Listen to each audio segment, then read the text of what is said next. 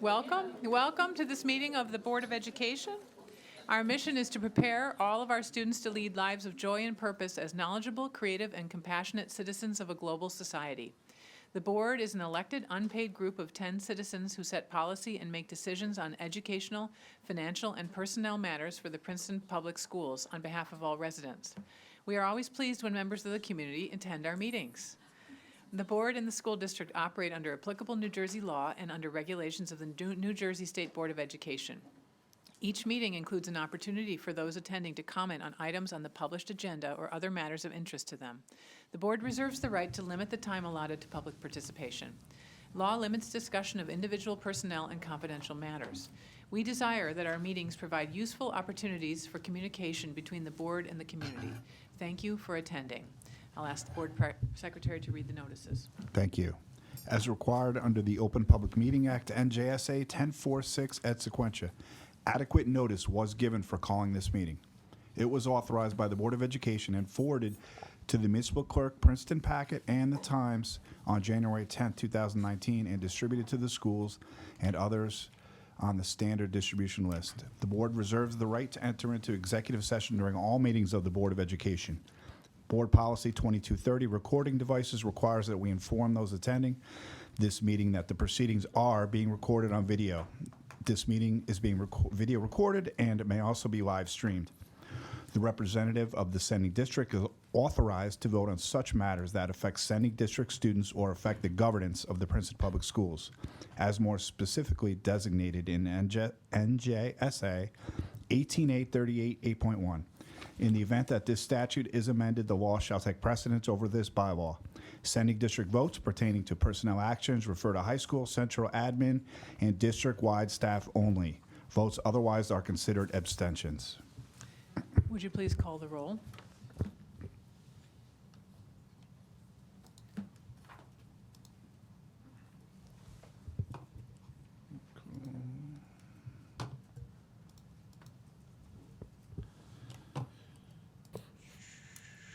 Beth Barrand. Here.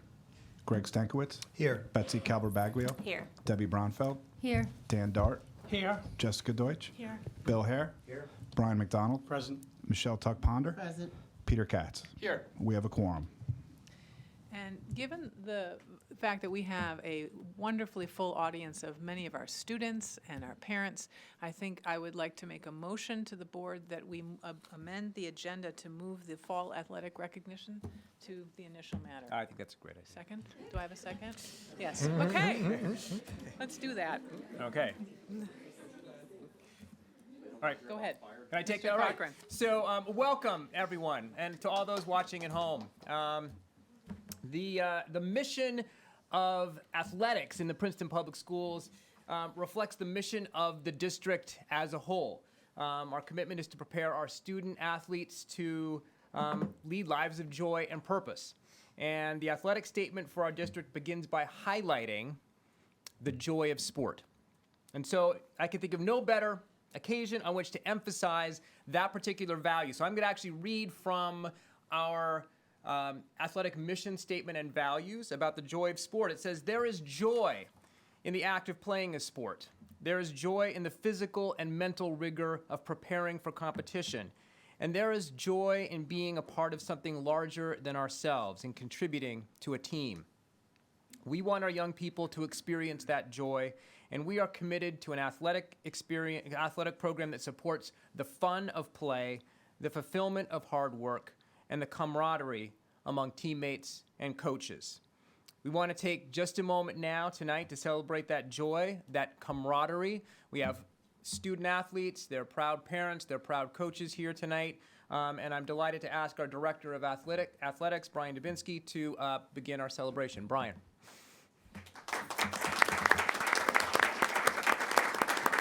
Thank you, Steve. Okay. At first, I'd like to recognize our cheerleaders. I would like to recognize our head coach, Rebecca Torito, and all of the 2019 cheerleading squad. This year, they worked extremely hard and delivered fantastic performances at our pep rally, our homecoming, and at all of our home and away football games. this year our team was strong enough to also return to the CVC varsity cheerleading competition, where they placed first in a specific category. Everyone on the team contributed to this year's success. So without further introduction, here's Coach Dorito to introduce all the cheerleaders who are able to attend tonight and those who are also on the team.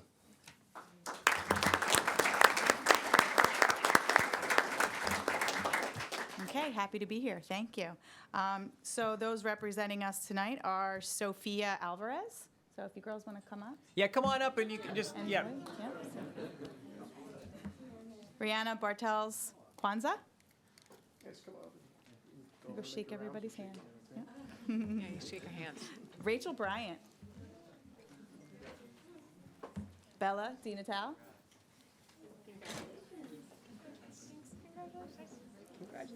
Cody Liederman. Morgan Thompson. Monica Watson. And Abby Woodbury. I'll also announce team members who are not here. There's Bella Almodovar, Athena Boutros, Ella Chowder, Rem Shui, Ashley Evans, Olivia Gomez, Jenny Heath Kaplan, Kiara Levino, Sarah Levino, Alicia Livingston, Taylor Faith McKee, Julia Oscar, Elisa Prokoshin, Michelle Santos, Angelica Solopenkov, Anna Towers, Emma Trailer, Jade Watson, Molly Ward. That's it. Yay. Thank you.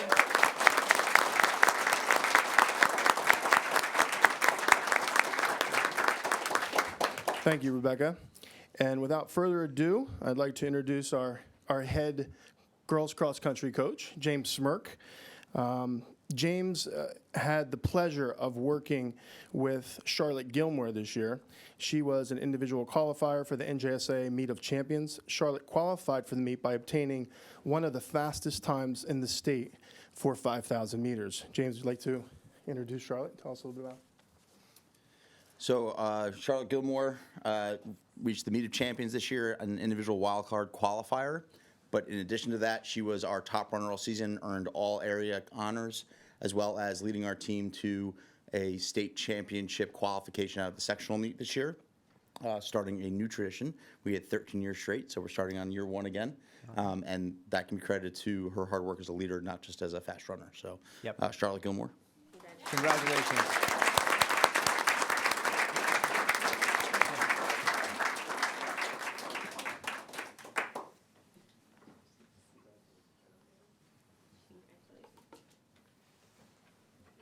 Congratulations, Charlotte. Great job.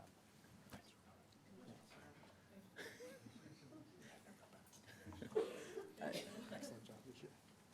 Thank you, Coach Smirk. And next up, we have our varsity girls tennis team. This year, our varsity girls tennis team placed first in the Mercer County tournament and made it to the Group 4 state tournament semifinals. Their varsity coach, Sarah Hibbert, was also crowned CVC Girls Tennis Head Coach of the Year by the Trenton Times. So let's have a nice round of applause for Coach Sarah Hibbert.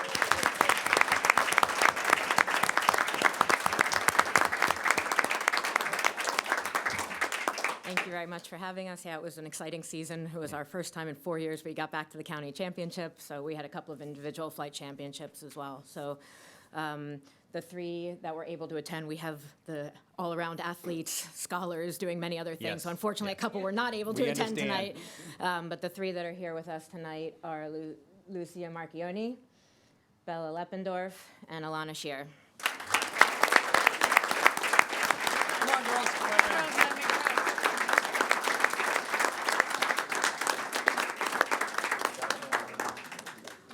Also on the team are Spencer Watts, Nicole Samios, Sora Sato, and Sophia Kim. So Sophia and Lucia were also named All-Area Players of the Year, and Bella was also a flight champion at second singles in the Mercer County tournament as well. So we had a great season. We won our division. So And congratulations to you, Sarah. thank you very much. Thank you, Coach Hibbert. And now we're on to our varsity girls volleyball team. This year, our varsity girls volleyball team placed first in their conference for the 4th consecutive year and placed first in the Cherokee Spectacular Varsity Volleyball Tournament. Their head coach, Patty Manhart, has won the Trenton Times Coach of the Year in 2016, 2017, and 2018. So let's welcome Coach Patty Manhart.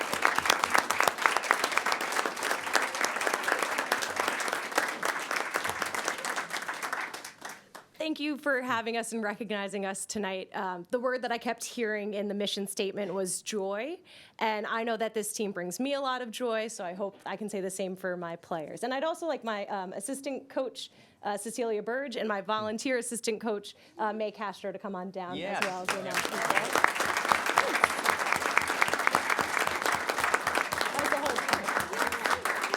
So tonight we have Gwen Matsukawa, Raina Williamson, Captain Kim Chang, Megan Lee, Jillian Haushold, also captain, Yanni Ince, Emily's not here, Carly Hubert, Amanda Shea, Anna Burge, Winnie Nager, and not in attendance is Kylie Tuchelski, Malia Gildersleeve, Emily Dobler, Nina Bergman, and Cassette Hansen.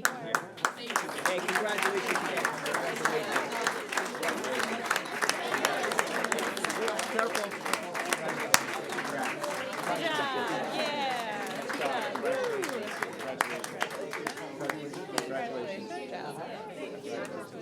Nice job.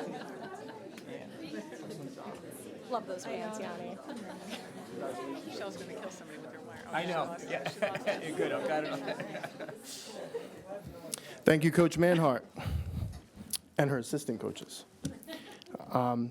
And last but certainly not least, we would like to commend Coach Heather Servison, who has been crowned the CVC Head Field Hockey Coach of the Year by the Trenton Times for the 2nd consecutive year.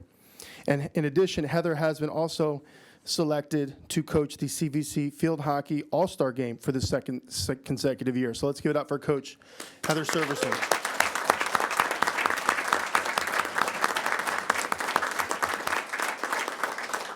Thank you. I didn't bring anyone with me this evening, but I would like to certainly add that I couldn't be Coach of the Year without a wonderful team to coach and without the support of the athletic department and the board and the district as a whole. So thank you so much for that. And I do have some alumni here, parents here, though, so that's nice. I'll take it. Thank you, Heather.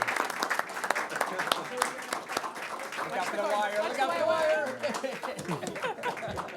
Thanks. Yep. No, it's a tripwire.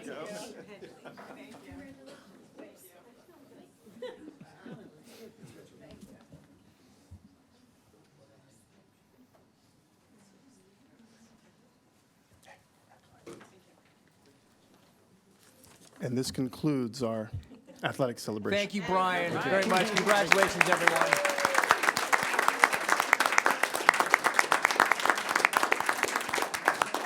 We know that you are all student athletes, and there are probably some student things that you need to do, so please don't feel that you have to stay.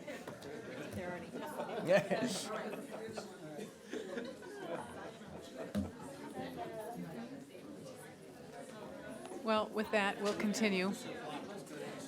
We're on to item D. Am I not on? We're moving on now. Thank you so much, all of you. We really appreciate having you start off our meeting in a very positive way, and now we can move forward with the less exciting stuff, but the work we have to do. Item D, adoption of minutes. Can I have a motion for the adoption of the minutes for December 3rd? Greg, a second. Bill, is there any discussion? All in favor of the minutes, approving the minutes, show of hands, please. Got an abstention, and Peter, abstention. Abstaining. Who's a yes? 2 abstentions. Okay. That brings us to item E, the tribute to our departing board members. So the first item is a tribute to our departing board member, William Hare. Can I have a motion for that? Betsy, and a second, Debbie. Debbie, would you like to read that My resolution? pleasure. Whereas William Hare is leaving the Princeton Board of Ed after fulfilling 3 years of service, Be it therefore resolved that the Board of Education recognize the contributions that William Hare has made to our district and its students and thank him for this time and effort, especially for his work in the following areas. Member of the Equity Committee, the Facilities Committee, the Finance Committee, Policy Committee, and Student Achievement. Chairperson of the Finance Committee, and representative liaison to the Princeton High School PTO, the Princeton Charter School, and the Shared Service Committee. So I would like to say something, but I also actually had the pleasure of starting with both Bill and Greg, so I'm going to talk about Greg first. I mean, both. We all started 3 years ago, and it has been a really wild ride. I really enjoyed last year when we all served on the Finance Committee and had a lot of fun digging into health insurance. I really... We did. I really appreciate everything you have done, that you've both done in your own ways for the staff and especially for the students of Princeton. And I will miss sitting with you guys every Tuesday night. Thank you. Thank you, Debbie. Is there, oh, Bill. Can I just say something real quick? I was working on a patent project today that was urgent to get done, and so instead I said, well, let me write a farewell poem. So I wrote a poem, and let's see. So hopefully you'll still like me afterwards. Actually, it's quite nice. 3 years ago, what did I know? Not a whole lot about the school board show. Reduce the stress, cut the taxes. Why the cheating? Why all the AP classes? 3 years later, what have I learned? Who would have imagined? I am impressed. A later start time, it reduced the stress. $140 million bond. Yes, that is the number we started from. Whittled down to a paltry $30 million ask. Thank you, public. You put us to our task. You came to the podium, used email. Oh, did you use email? You raised questions, but the public was heard. We revised the scope. Stopped the flood at the PAC. Oh, let's hope. More classrooms at PH and JW. AC throughout, almost. Security vestibules, I wish they weren't needed. More space for guidance, better fields for kids. The lesson is Princeton, raise your voice if you care, you made it happen. But there is so much left to do. The achievement gap, the budget challenges, the stress, the competition. For the old and new board members, I leave those to you. Thank you, Bill. Now you know why I didn't study English.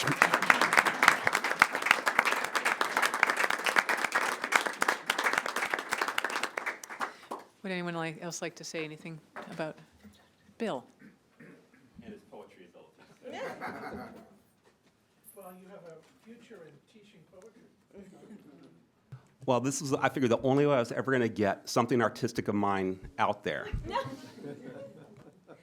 Bill, I'll say, I first met you, I don't know if you remember, on the baseball field when you were my older son's coach, and you recognized me as a board member, and I recognized you as a board candidate. So we chatted about what it's like to be on the board, and I can say over the last 3 years, you've asked the right questions, and you've kept us laughing. So just like this presentation this evening, we'll miss your good humor, but we know where we can find Bill. Where can we find Bill? At Small World, right? The crowd Small World, knows. 8 o'clock, So tall thank table. You, Bill. He's there. In the morning. In the morning, well, that's 8 a.m., yes. But you can also find him with his beautiful wife on the road running. Yes. Yep.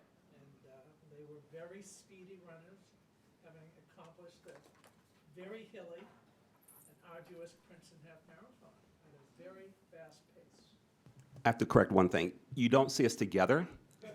I see her in the distance, the same way in the half marathon. You start out together. We do. Great, thank you. I think then we'll move on. Bill, it's been a pleasure. We're going to miss you. Yeah, can I just say something about Yeah, Bill? yeah. Okay, just one of the most congenial and yet determined people you will ever want to meet. So he has this sort of aw shucks approach that he brings to his conversations on the board, but he also has this dogged determination to find like creative ways of saving money and advancing the mission. So, Bill, I just want you to know that your spirit of kindness and creative cost savings will carry that forward. Thank you. And I guess in January I'll be at the podium complaining about taxes.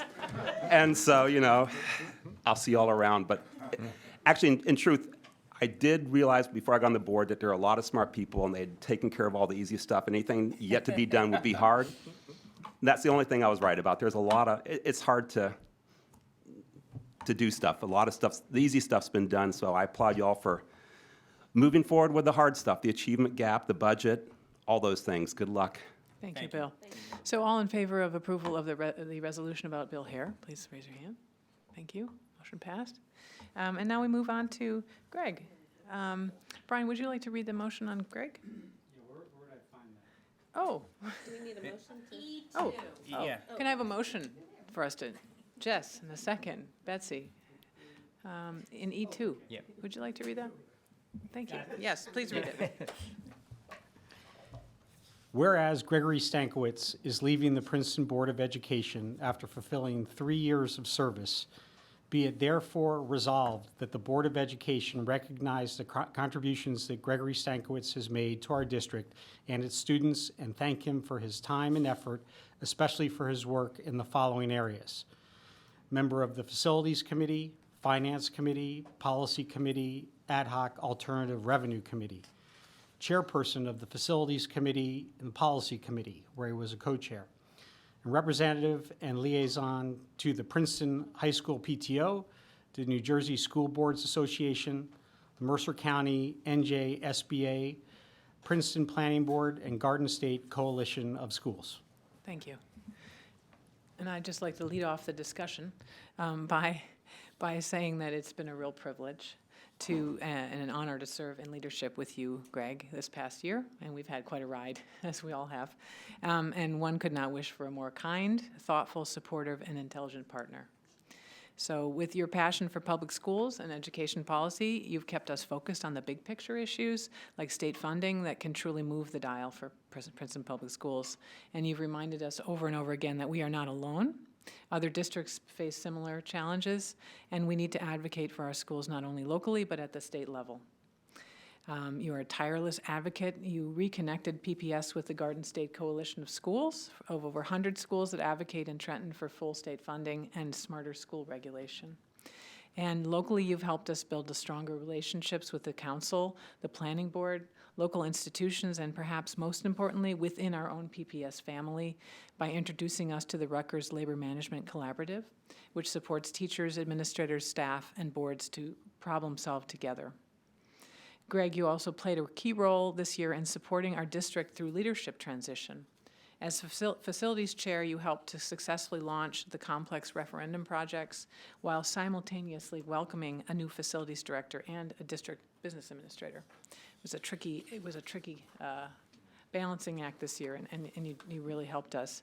And I hope that you will have some time for well-deserved rest and relaxation, and we will miss you and wish you all the best. And we know that you'll continue to support our students and students around the state and the country through your work with community schools and all the other good things that you do. So thank you. Jess? So once, almost 3 decades ago, I was a research assistant in Washington, D.C., working for a think tank that was trying to figure out how education systems could work together with communities. And there was a guidebook we were writing that was called Together We Can. And I kept asking the lead investigator on the project, why is this so hard? Why do we need to write a book about working together, people talking to each other? And he said to me, you haven't lived very long. And now, so it feels very much full circle that I would now be sitting on a school board working on these very complex, very important, very challenging sort of projects that require something called collaboration. And Greg really defines and embodies the best kind of collaboration that comes from just being compassionate and smart and thoughtful. And so I just always think of you when I hear that word now, and I will continue to think of you. And we've been a better board because you've been leading us, so thank you. Brian? Yeah, so it's a bittersweet board meeting, to to realize that both Bill and Greg won't be in their usual places when we return in January. But Greg, I just wanted to say a couple of other things. You are an incredibly good, decent, and hardworking person. And I use these simple words in the most exalted way possible. And then there's also your intelligence, passion, and unbelievable commitment to not just our public schools, but public schools throughout the state and the country, where I'm not sure everybody knows of all the work you've been doing to foster community schools and charter schools and communities where they can make a big difference. On a personal level, I want to thank you for your willingness to be available to answer my questions, to provide wise counsel and occasional pep talks. I'd also note that Greg is someone who I've observed lives a life of joy and purpose. And I hope that in the next year you might be able to get those back in balance. So thank you. Thank you, Brian. Can I just add quickly, Greg, you've approached this work on the board with consistency and thoughtfulness. So thank you for jumping in and being a good colleague when it was needed, whether subbing in for a committee, which you've done many times, joining conversations, or simply thinking about what students need here and across the state. So thank you. Thank you. Oh, Michelle. I'd like to salute both of my departing board colleagues. Bill for always being willing to admit what he didn't know. After so many equity meetings, he'd say, I'm from South Carolina, and I don't really understand why people, finish the sentence. But he'd always really try, and I always had so much respect for his willingness to include his background and his perspective, but to also be willing to learn and listen, and I appreciate that. Greg,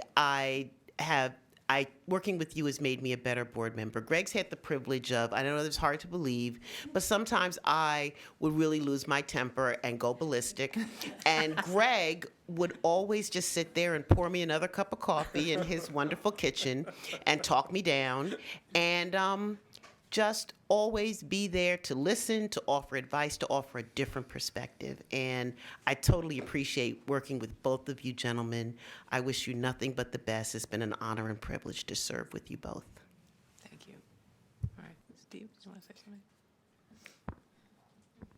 I think Greg is the moral center of any room in which he walks. And he will continue to be focused on doing the right thing for our kids and for our community. I've always been amazed at the way you were able to delve into the details of policy and referendum projects, but then, as others have commented, really be able to step back and look at the big picture of the societal issues, the political issues, and the educational direction, not just for the children of this community, but for the children across the state and across the country. And you brought us community schools, you brought us collaboration, you brought us the importance of advocating at the state level for changes in the funding formula that will help not just the children in Princeton, but all kids. We just are tremendously grateful for your service and your friendship. So, all those in favor of Greg's resolution, show your hands. Passed. Okay. Is there anyone from the public that would like to speak on some of our departures, this evening? Good evening. Spala, 21 Maple Street, Princeton. I never had the privilege of serving with either Bill nor Greg, but I am so grateful to both of you for your service, because I do know a little bit about how hard it is and how much work it is. And even though it's not thankless, because everybody's always saying, thank you so much, oh my God, how do you do it? But it's hard in a way that's hard for anyone to understand unless you've been up there. So thank you. And Greg, everybody has said such beautiful words about you and about your service and about your contributions. There's nothing I could say that would add anything except to say you've just made the board and the district a better place. And you're a wonderful person, and it's really a terrible loss to the district and to this board that you're departing. But I'm grateful for you and for your service, so thank you. Sorry. Any other comments? If not? Oh, yes. Okay. So very briefly, first of all, I'd just like to say to Bill, thank you so much for everything you've done on the board. We've come a long way from Sunday morning soccer games and small world coffee runs, but we all really appreciate everything that you've done.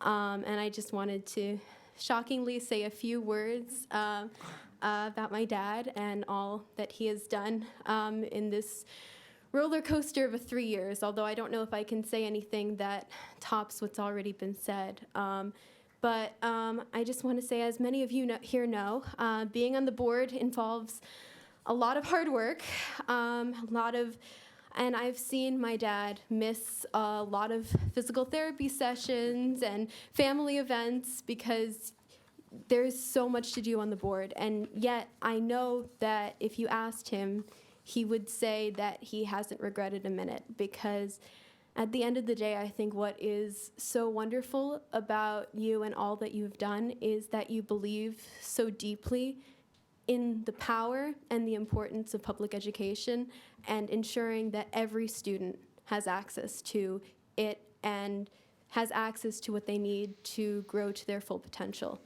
And that is ultimately the mission and should be the mission of every school district. So to add to what everyone here said, I just want to thank you for all that you've done for me and for my peers, to thank you for your integrity and your honesty, to thank you for your hard work and for your caring and for all the sacrifices you've made over the years, and to thank you for making everyone in your life a better person. And I think it's truly a huge loss to the district and to the community, but I'm so proud of you. So, yes.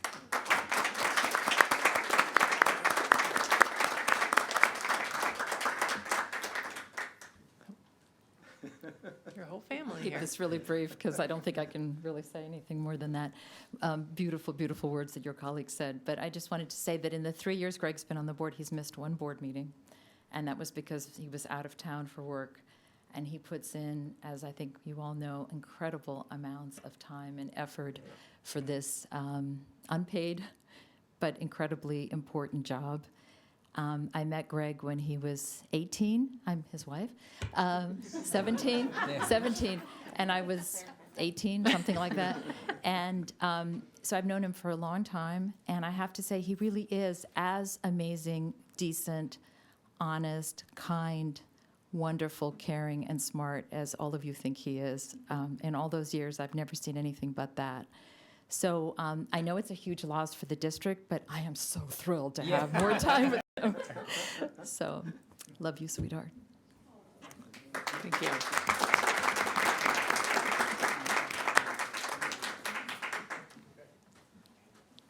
Hello, everyone.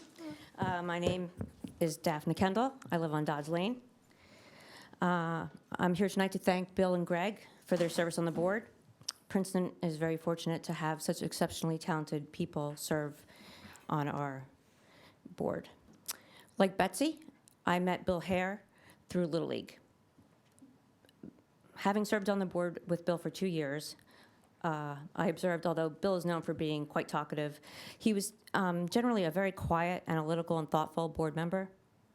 But when he really saw the need for something that could benefit students and taxpayers, he could be quite persistent. Bill had some great ideas. For example, last year, when the referendum was being pared back, Bill was insistent that the classrooms near the fitness center at Princeton High School be included in the scaled-down referendum, and they're in there. Bill was also the first to look into the idea of moving the technology offices out of Princeton High School to open up more room for students and teachers. Bill also proposed several ideas on ways to save on health insurance premiums and to have supervisors teach a class or two as a way to manage costs.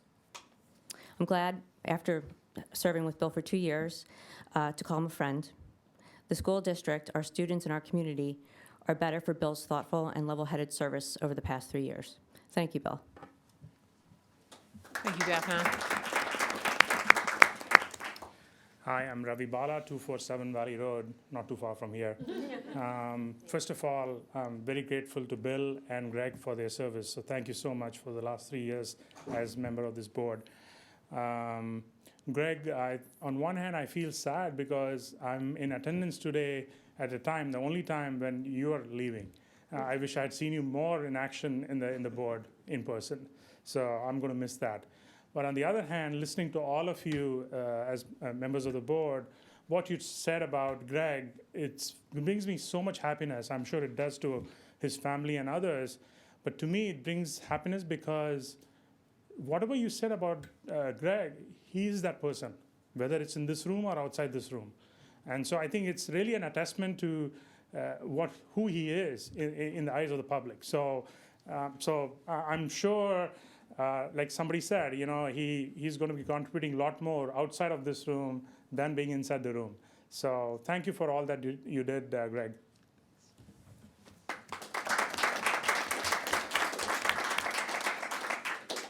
Okay, that was wonderful. So thank you, everyone, for that. I think that brings us on to our student board members' report. So, I'm sorry, not quite. Yes, we're not quite done. We've got some things to present. Parting gifts. Parting gifts. Yes, so we have very modest parting gifts that are completely in inverse proportion to your contributions on the board.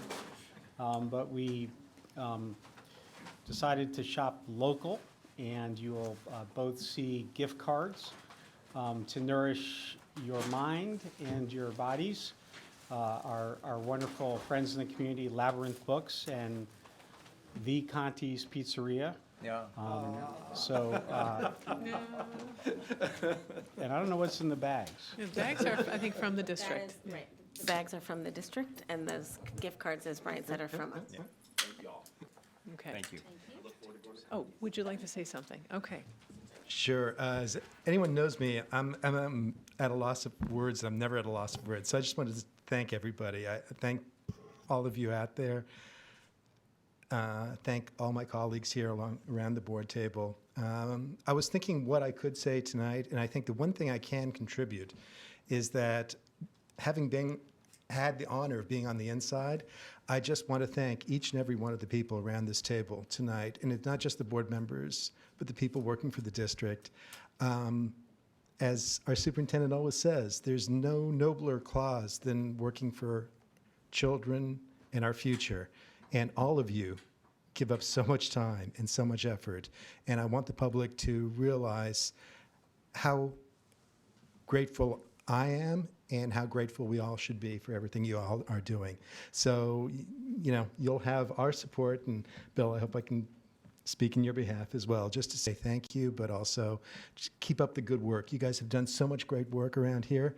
And Steve, I love the vision you have brought to our district. And Beth, you amaze me as the way you've made us into a better board, and you'll continue to do that. And to all the rest of my colleagues, just thank you. I've learned so much from each and every one of you. So thanks, everyone.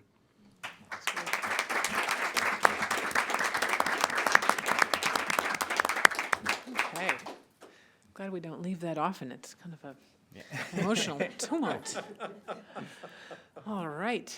Now, are we ready? Yeah, let's get to work. Okay, let's get to work. Oh, boy. Student board members, go. All right, good evening. I actually think I should begin by saying when Mateo and I got into this, we didn't really know what we should expect. But Mr. Hare and Mr. Stankiewicz, you guys were so welcoming and willing to offer all of your help. So it's very unfortunate that our time together is overlapped for such a short amount of time, but thank you so much. Okay. In the interest of time, tonight's student representatives report is going to be very short. We're just going to begin by introducing our survey and going through some of the most important data that we collected. And the PowerPoint with the more specific details from the survey has been given to each member of the board, and a copy of the slideshow, I think, is going to be included in the meeting materials. So throughout the month of November, we've been conducting a survey to determine what events members of the student body would be most inclined to participate in. as well as what Student Council can do to improve the events that it's currently in charge of. And this is in line with this year's Student Council theme of community building and school-wide engagement, which we think, upon improvement, can address many of the larger issues that we want to alleviate, including problems with equity, stress, and student achievement. I'm going to be giving a brief outline of the results of our survey. So for our first question, which was, students were given several categories of events and were asked to say which type of event they would find themselves most interested in taking part in. I mean, all of them were popular, but dances, sports / competition events, and leisure-related activities were the most common answer. For our second question, which asked students about their current levels of involvement in school activities, the survey showed that most students say they're moderately involved in school events and also somewhat highly participated. Our third question asked students about what discouraged them from participating in past events, and most attributed their absence to low attendance, not hearing about the events in advance, or that they were simply not interested. Our fourth question asked about the timing of events. Most students said that they'd be most likely to attend activities that are scheduled for weekend nights or during our Tiger time on E-days, rather than events that would be scheduled for break. And our second to last question showed that food and apparel, food, always a great incentive, are among the most compelling incentives to encourage students to come to events. And our final question, which asked about how students would prefer to be notified about events, suggested that the most effective way to spread the word would be through social medias and along with posters and flyers around the school. We discussed this survey with the rest of Student Council, and we will use these results to shape the way Student Council plans and organizes events for the future. We also both enjoyed the joint equity and student achievement meeting last night, and we hope that we found our input as useful as possible. And Charlie mentioned this before, but I'd like to thank you, Mr. Stankiewicz, and you, Mr. Hare. You guys were very welcoming to us when we stepped into our role as the student body liaisons. And I personally know both of you. Mr. Hare, I know I played baseball with your son, and he was always really excited in the field, and he definitely takes after his father in being excited and being passionate about what he does. And you, Mr. Stankiewicz, I've known you from a while back, and I'd like to say the one thing I do remember was when I walked in that door for our first board meeting in July, you gave me the biggest smile. So, and you've kept that smile going. You always have a smile. So I want to thank you for your passion that you bring to the board and the work both of you have done. Thank you. Next item is the harassment, intimidation, and bullying, which is a consent item, so we'll move through that. And then my report, which will be, I hope, very short, because we have a lot to do. Welcome to our meeting. We've already done that. I'd like to acknowledge the passing of a former board member, Eric Craig, on December 2nd at age 84. Eric, a 1953 PHS grad, served in many volunteer roles in our community, including a term on the school board from 1970 to 73. We are grateful for Mr. Craig's service and would like to express our condolences to his wife, Minnie, and to the Craig family. As an update on board outreach, last Saturday, Superintendent Cochran, Brian McDonald, and myself, we spoke with the Witherspoon-Jackson Neighborhood Association at their invitation. We spoke about district efforts to promote equity, implement referendum projects, and engage in longer-term facilities planning.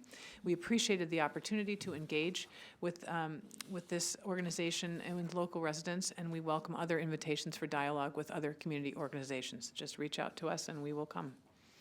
I would also like to recognize Superintendent Cochran and PHS Principal Jessica Baxter on the authoring a cover story about the PPS later start time for the School Leader magazine of the School Boards Association. This was written by Steve and Jessica, and we're on the cover. It's not our picture, but it's about us.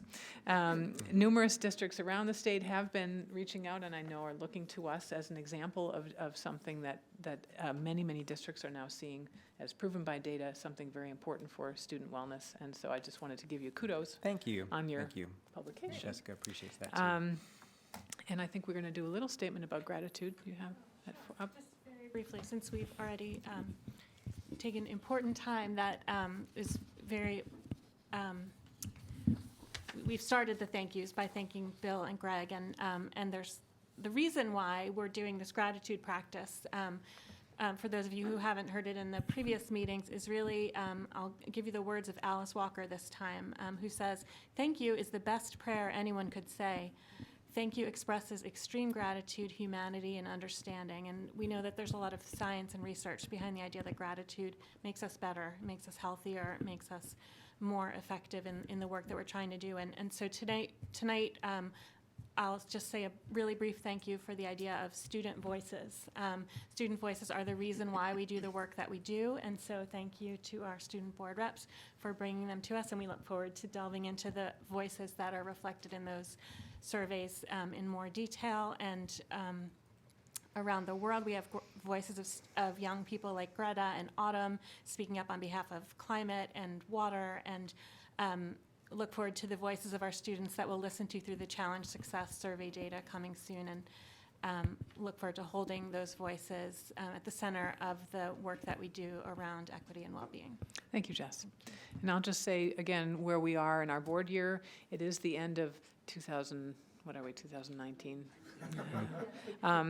But we start our board year goes from June to July to June, and so we're kind of in the middle. But we do reorg in January, so our next meeting will be a reorganization where we will kind of get ourselves reorganized and welcome our new members, and we will start anew. But we will actually be in midway through our goals, so we will kind of in January probably check in on our goals and see where we are for the year, and then we'll be off to the races again. So that's where we are. And now I turn it over to you, Very good. Superintendent Cochran. Thank you. Kurt, you can pull up my report.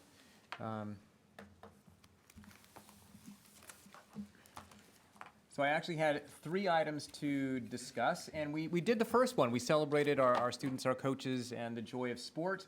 I want to take just a moment to give an overview of the planning process and provide an invitation to the entire community to a forum that our planning consultants will be leading at Princeton High School on Saturday the 25th of January. And I want to speak very briefly about our ongoing equity work, and particularly about the work that we did on December 9th, which was last Monday. We always begin with the mission of the Princeton Public Schools and our lives of joy and purpose. We celebrated that in our student athletes and the planning process. So I really want to talk briefly about the background of the process that we're going to be using with our consultants, Mylona and Kabroom. I want to talk about the stages they will be going through, where they are now and where we hope to end up, how we are going to ensure community engagement throughout the process, and then I want to speak very briefly about the question of how the Westminster Choir College property factors into that planning process. So from the background, as everyone knows, this fall the district began working with Mylona McBroom, which is a planning firm that specializes in helping school districts collaborate with their communities to generate a variety of educationally and fiscally sound options for addressing anticipated changes in student enrollment. Enrollment is going up here in Princeton. Our current estimates have our district growing by several hundred students over the next 5 years. And we need to plan for that growth in ways that consider numerous factors, including facility and play area expansion, land use throughout the community, sustainability, potential redistricting, educational vision, and of course affordability and diversity. The challenge that we face is great, and the outcome is incredibly important for our kids and our community. I want to emphasize that there are no preconceived outcomes to this process. We will be generating and considering multiple options collectively as a community. So the stages of the planning process, they're sort of lined up here, but they really fall into 3 big buckets. So the first is the fact-finding stage. So this initial stage is where we are now. It's been taking place since November. We actually had Mylona McBroom out here the end of November, and then also in December they were touring our facility. So now through the end of January, they're reviewing our enrollment projections, our housing growth, the status of our facilities, our building capacity, and our educational programming. The second phase is the scenario development phase. And this second stage will take place from the end of January through about the end of March.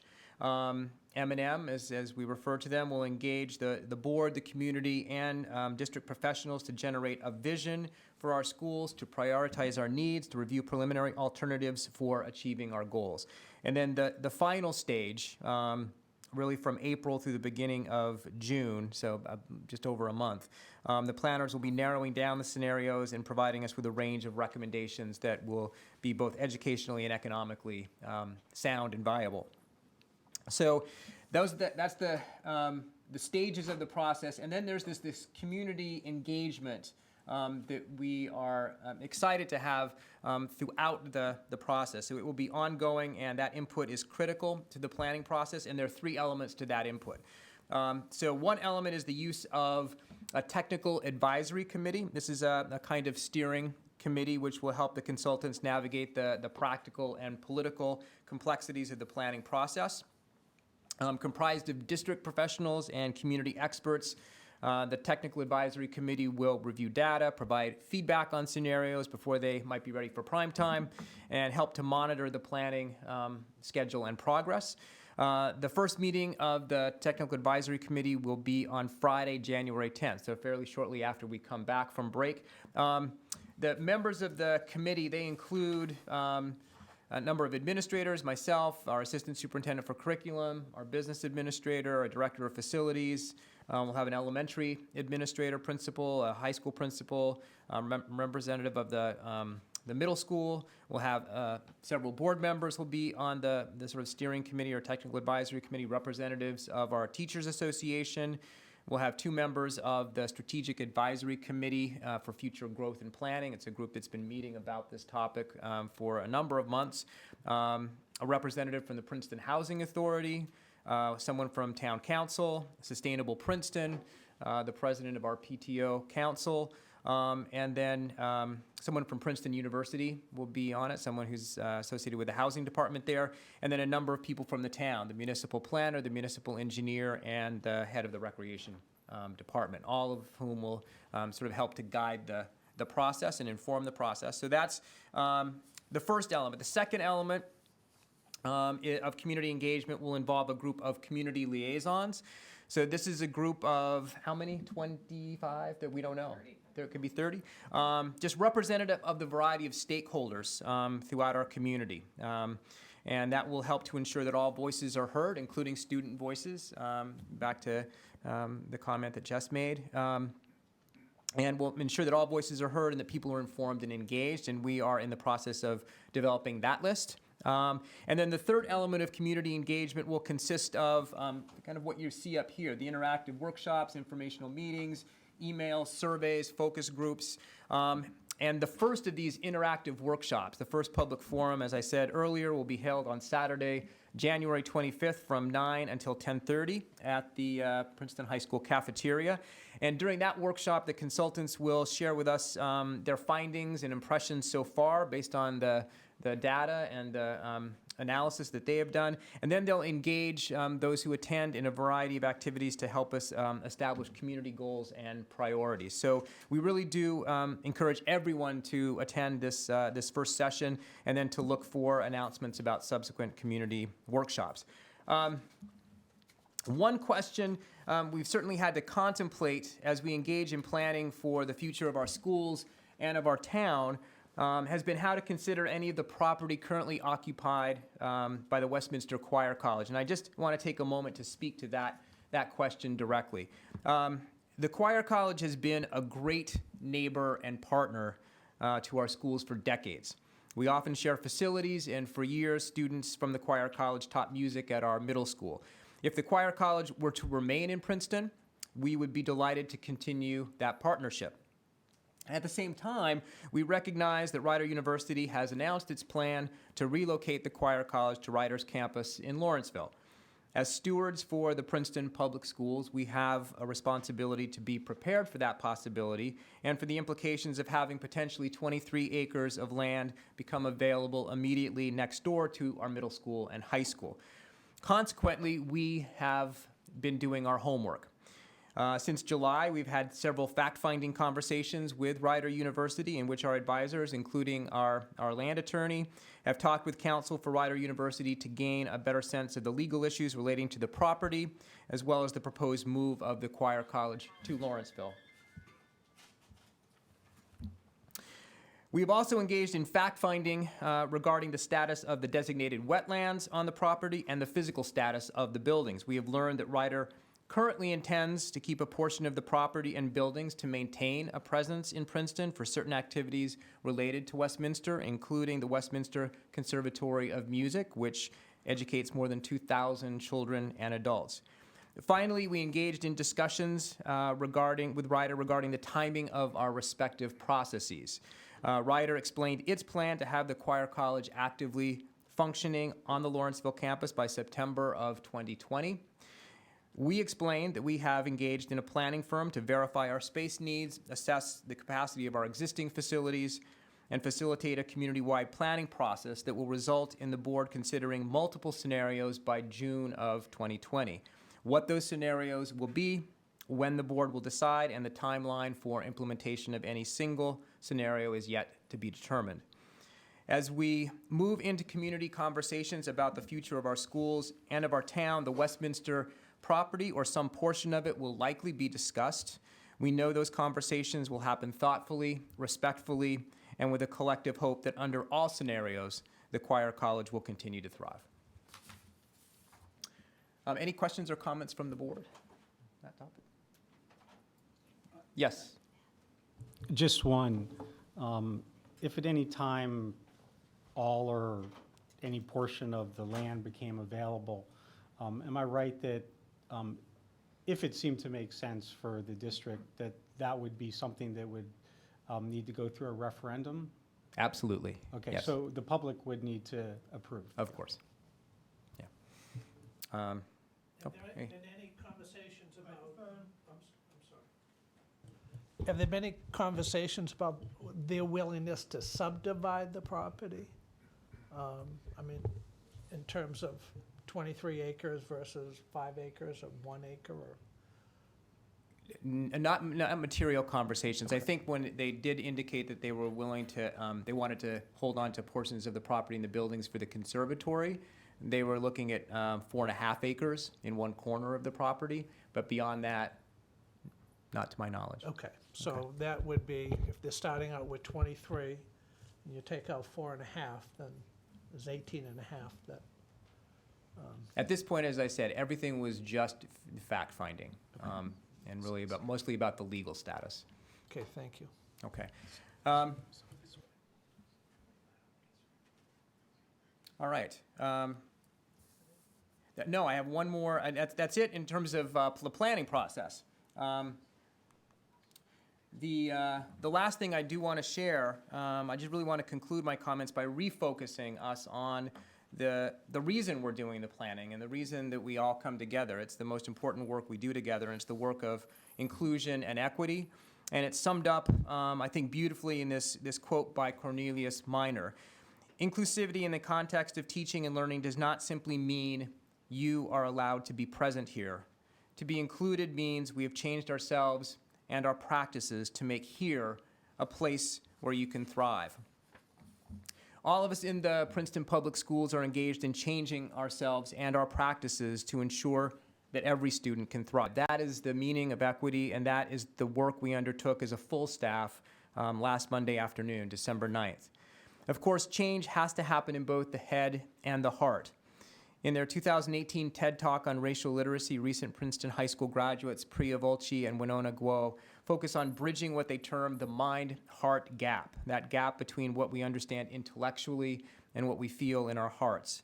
Last Monday, December 9th, all of the staff in the Princeton Public Schools took the afternoon to continue building that bridge.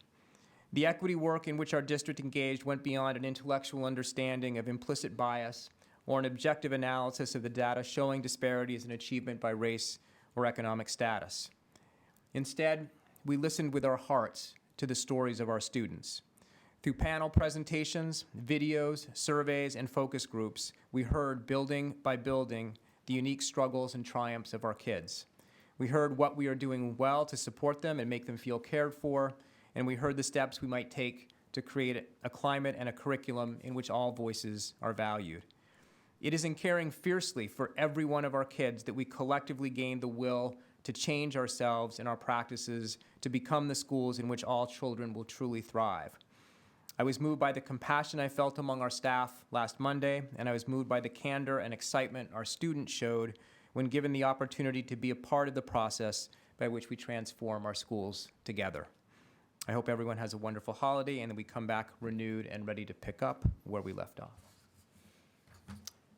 And that concludes my comments, and now we do have a referendum report. And I believe, were you going to lead off on introducing that, Greg, if you wouldn't mind? Brian and I are going to kick it off to our experts. This is one of the regularly scheduled presentations on the update of the status of the referendum. And so without further ado, I'm going to turn it over to our business administrator to kick us off on this presentation. So Kurt's pulling up the data I have, which basically consists of going over the referendum timeline first. So we have all but completed our first two projects, Riverside HVAC and the electrical upgrades are not quite done. The transformers are coming in the spring. And the PHS HVAC, yes, those two are all but waiting for the last piece of paperwork to be signed. So we awarded at the last board meeting the elementary school vestibules and doors, hardware, security enhancements. We had a kickoff construction meeting with the Shorelands Construction Inc., which went well. We have two bids to award this evening for the JW Middle School and the elementary school HVAC, Littlebrook and Community Park. Johnson Park will be installed in the summer of 2021.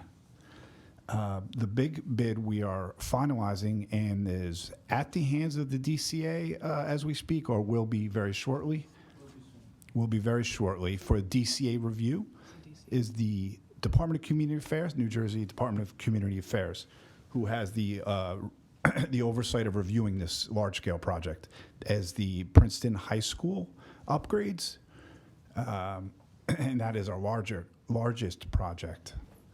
Includes some of the other subcategories, fields, drainage, parking will not likely be completed. It was a very small piece of the project anyway. And then the final project, so that will be bid in February timeframe with a bid award in the late March timeframe at this point. So, and then the last project will be bid in the fall of 2020 for Johnson Park's HVAC upgrades. So the next part of my review is the financial summary of the status of our referendum projects. So the two bids that we received last Thursday were, the positive notes were that they were well bid. We had 6 and 8 respectively, 6 on the elementary HVAC and 8 bidders on JW Middle School. So the JW Middle School, both were slightly over the planned budget. So as you can see, there's more red up there. So red is over budget than the last time we talked about this. So the benefit of the which was not, this is not why we had postponed JP HVAC, but that will be in the fall. So after we have our largest project coming up, which I spoke about, which hopefully we'll award in late March, we're going to bid that with various alternates in the project. There's been wage pressures pressuring these bids. When you see a turnout of 6 and 8 bidders, and very few, one of them had one way high, but pretty well centered.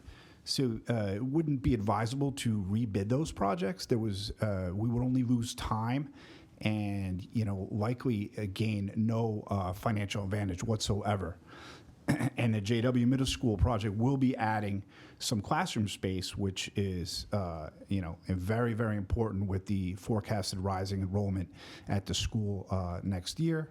And, currently is mildly overcrowded. That's kind of the status. So as you can see, to this date, we are tracking. So I added an estimate in there of the. Sure, thank you, Steve. Green button. Wow, look at this, high tech, huh? So this is the overall forecasted where we're tracking. So $268,980 under, which is approximately 1% of the overall referendum. I included an estimate based on. So we did receive Johnson Park HVAC bids. That we're not awarding. It's not on the agenda for tonight to award. So I put in an estimate with a 3% inflator for the next award. So it leaves us plenty of room to to work out what alternates at the high school. It leaves us the ability to. So one of the things I did research on also was that. So the very last project. So the Johnson Park HVAC. So once we have our award at the high school, so the high school award is it's the largest project with the most structural work and probably the most the project that's most likely to have change orders just by the extensive nature of the project. So it leaves us some room. So when we go out next fall, we'll have a better sense of where we stand with that project. And then we're allowed to use capital reserve funds, which are right now in the bank. We have over $2.3 million in capital reserve to help augment any possible, any shortfall that may arise from the, anytime we do a large referendum, we do these forecasts 18 months ago. Some of them maybe even, a little longer. So, and you never know the market forces that come to bear. I mean, we don't know next fall when we bid Riverside, there possibly could be an economic downturn that will help the bids. But there are lots of unknowns in these types of things. So it may be possible to use a little bit of our capital reserve, which is what it's there for, to help augment finishing up the last of these projects. Yeah, and that's the summary of where we stand right now. The next page. The last page is just where I track, and these are on the public documents. So this is just tracking some of the soft costs. The DCA charges a hefty fee, almost $67,000, to review a large project like the size of the high school. So we're tracking. Well, they have a lot of professionals over there. Anyway, so that's where we stand. It's not all good news. But, I'm a pragmatic optimist by nature, and we are working hard to make sure that these projects are done well and on time. And the number you said in capital reserve, the balance, if we need to draw on, was 4 point something million? I'm sorry. No, we have right now a little over 2.3 million It's sitting 2.3 in million, okay. capital reserve portion of our fund balance. Okay, so it's 2.2 million. It's a little over $2.3 million. 2.3 million, okay. Just wanted to verify that figure. Thank you. You're welcome. I have two questions. Matt, thank you. That was really helpful. We had talked about when we separated the Riverside project and started with that for the AC units, that we would have a huge cost savings. That was sort of, we needed a pilot, we needed to start with a smaller number. But then we would be bidding for 3 schools at once to get a low, and this was before your time, so I don't mean to be looking at you when I'm asking the question, but just generally, we had said we'd get a cost savings on those by bidding all 3. Now we've split them because I understand, the timeline has changed. But I'm wondering, why do we think if Riverside HVAC and CP and Littlebrook HVAC have come in over budget, why are we anticipating Johnson Park coming in under budget? And do you think we're paying, if we could bid for all 3 of these at once, would we be getting better costs? I know we can't house the equipment right now, but could we pre-order the equipment and have better costs? So that's question 1. Those are all good questions, and they were contemplated. That is a valid point about the 3 projects. It is, and I based that on the bid award of Riverside, if we accepted that right now. So we don't know. I'm sorry, JP, did I say Riverside? Oh, JP, sorry. Thank you. So we don't know whether it's going to come in under budget. But if we did accept that award now, that actually was a concern where we were going to store the large amount of Airedales. As you guys have seen at Riverside, they're large units. But with all the factors going on, I think it's actually a benefit that we're able to push that out to ensure that we can complete all the referendum projects. So if we did accept, if we had recommended to accept the JP HVAC bid tonight, that would really constrain us because we would not be allowed to use legally capital reserve money. That has to be part of the budgeting process, which will be coming up early spring. So, and there are a lot of variables associated, as you've pointed out. Can I just make one note? So the HVAC, all three schools were bid, and JP was an alternate. So that, Matt, am I correct? That's the actual number of the bid? Plus 3%. Plus 3%. 1.03. Inflation. And the facilities/finance committee did look closely with Matt and Dave and Scott and Kathy at the pluses and minuses of awarding all three schools. And the thought was that there are a number of reasons to rebid. Even if there isn't a great expectation of savings, there are some other reasons to wait and do that again. I see. So it was bid now as part of a group as an alternative. Okay. And then my second question is, you mentioned the overage so far is 1%. That's of the total referendum. If I'm reading this correctly, I think it's about 10% of what we've spent so far. Is that right? A little less than 10%. And I guess my question is, do we expect, as you said, for many reasons, the costs are not exactly what we forecast, but should this project be 10% more expensive, do we expect that might happen sort of throughout the timeline of the project? 10%? Well, I'm seeing an overage of almost 300,000, and we're spent about 3 million. Is that right? It's just the soft costs. So what does, Oh, right there, yes, that is the subtotal of the soft costs. So you start with the original estimate and then a construction contingency of 10%. Okay. So that's our construction so you're cost. still saying it's still about 1%? Actually, of so yeah, about 3%. 3%. Okay. And there are allowances built in each bid as well. You're welcome. Can I just make one other note? So there definitely is an understanding that the high school is the most complex project. And you may see that, remember from the earlier slide, the expected bid packages were noted as likely to go out in February. A month ago, the thought was January, but we're gonna, next year, whoever's on the facilities committee is gonna be working, closely with the professionals to really look deeply at the high school project and stress tests, each piece of it. And then also to continue a process of looking at some of the projects within the whole project to ask if we had to prioritize things, what are the higher priorities and what are the lower priorities. And I would just note that you see that the Franklin Street parking, while not having been formally removed, is now not being contemplated as part of the referendum.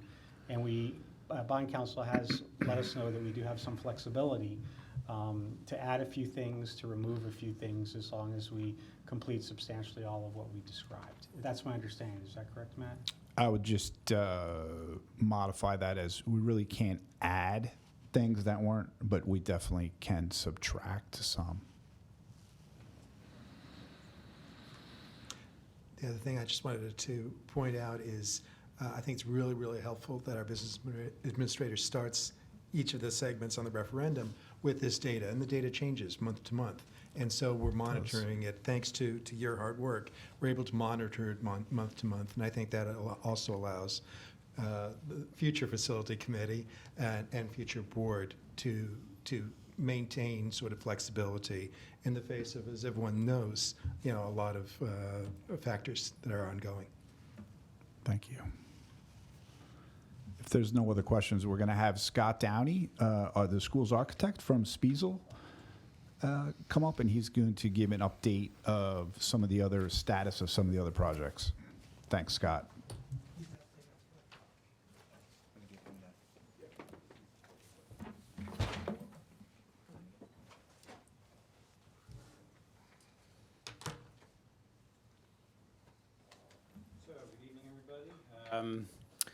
So I wanted to reintroduce you to one of the components of the high school project. So this is the remote dining layout. So to back up a little bit and go through some of the history as to why we're here real quickly.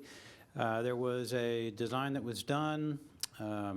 There were some considerations given to how that might be able to be structured differently to enhance the benefit that it would bring to the dining services at the school. The district also had a changeover, an evolution in the staff, and different thoughts on the operation. So we dove back into the design process. We met with the folks at the school, kind of reassessed some things, went back and forth, and the revised layout you see here reflects the fruits of that process.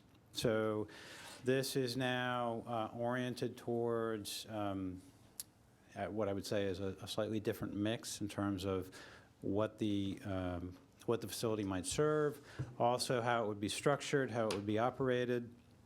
So in the layout you see here, you'll see some of the components you saw before, but some things that are a little bit different. So the blue designates cold, the red designates hot. Try to keep these things fairly simple here, but so you have a series of grab-and-go options that include sandwiches, cold items like ice cream, milk, so forth, salads. One of the changes that was worked into the revised layout was the possibility of smoothies. So that to be served was a little bit different. There are some warmers and some heaters for pizza, pretzels, and a variety of other staples. Coolers for beverages and so forth. So that is, not unexpected. The orientation of the flow through the space was important, and a lot of time was spent on that. So people would enter here, would exit here. There are potentially two point of sale stations to help people move through. So that was one of the things that was focused on, was that there was a concern that there wouldn't be able to be enough people served during the lunch periods with the prior layout. So a focus here was spent on how to improve that. And then in terms of the area of the building where this is, there is some open area here. So the potential that we could have some counter-type seating, so additional seating in that area for kids to eat what they obtain inside. That's kind of an overview. So this will be incorporated into the high school design, and what you see here has been worked out and accepted by the food service and the high school folks, and we're working out the final details of it now. Okay? Can I add a few things here? Yes. I'm not sure about the ice cream and the cookie warming and all those things, the chips. The goal here is to provide access, greater access for our students to really high quality food, and also the socialization in the community that comes during lunchtime. And so we now have a cafeteria that's on the lower level, and this would be on the main level, right around the corner from the nurse's office.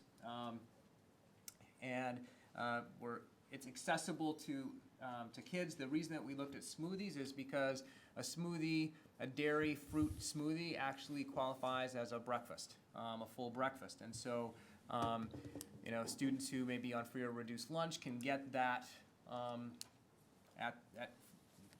as a free breakfast. We'll be serving breakfast will be operating as it does now from like 7:45 until 10 o'clock in the morning. So kids have this period if they wanted to stop by and pick up something. I know, when there's talk about having bagels and coffee there available. Again, just a place where kids can gather and faculty can gather and enjoy time together. We examined the number of meals that could be served even during the more abbreviated lunch period of 32 minutes, and it's about 85 during that time period, or maybe 1,700 over the course of a month, which would actually increase our number of meals served currently by about 43% over what we're currently serving in the cafeteria. So this additional satellite distribution area provides greater access to high quality food and an opportunity for kids to come together in a different location in the building. And so we're looking at calling it the Tiger Cub Cafe. I think that was, the students may want to name it, but yeah, or a suggestion, sure. Okay. So I was wondering again where this would be actually in the school. You said near The old school store. That's what I was thinking. Okay, so Yeah. the old school store. So then would there also, so the seating outside would just be left there, I guess? Well, we can. Right. You might want to talk about I having guess, some yeah. nicer seating and place to hook up the laptop and that kind of thing. So, Perfect. Okay. Yeah. That was my question. Just wanted to. and the Wawa coffee that they're serving in the cafeteria would be up here as well. So Right. Steve, can I just make one other note? please. Kaylee Dixon, the new head of food services, and maybe Betsy wants to comment. She and Jessica are really enthusiastic about this. But one of the things that makes some of us very excited is that right now only 51% of the high school students who qualify for free meals take them. For lunch. For lunch, Yep. on average. And 42% of those who qualify for reduced. And so there is some hope that, given the time constraints and that having a supplemental facility that will be serving, Yes. meals, that we would hope that those numbers might increase. Absolutely. Yep. And we're also hoping, might I add, that the Panera deliveries decrease? Yes. I think. I'll speak more to this in the student achievement report, but Kaylee and Jessica spoke a lot about, we know what students want because it's what's showing up at the door, as Dan said, with deliveries from lots of different institutions. So Kaylee has started her work in changing our food service with the high school because they are the decision makers, those students, whereas really at elementary and middle school, parents are still guiding some of that, but in high school, those students are buying what they would like to purchase. So she's listening very carefully to students, and we did speak quite a bit about this remote dining and how excited they are for it.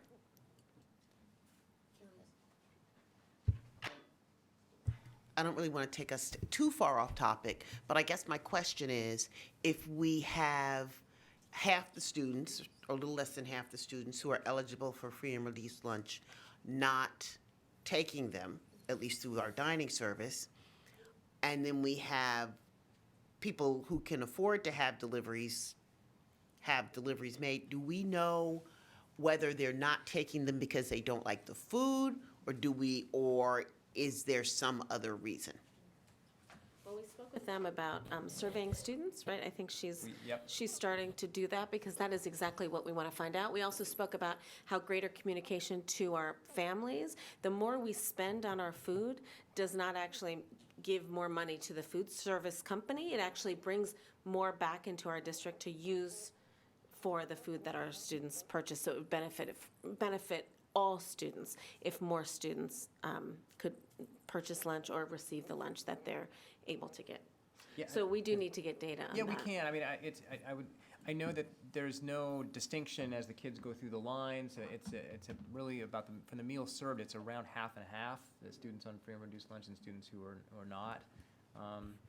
But it would be good to find out what we can do to increase that number for all kids so that they're getting healthy meals. And as you pointed out, Kaylee Dixon is very interested and eager and talking all the time to kids to get suggestions for things that they would like to see served and then responding to that.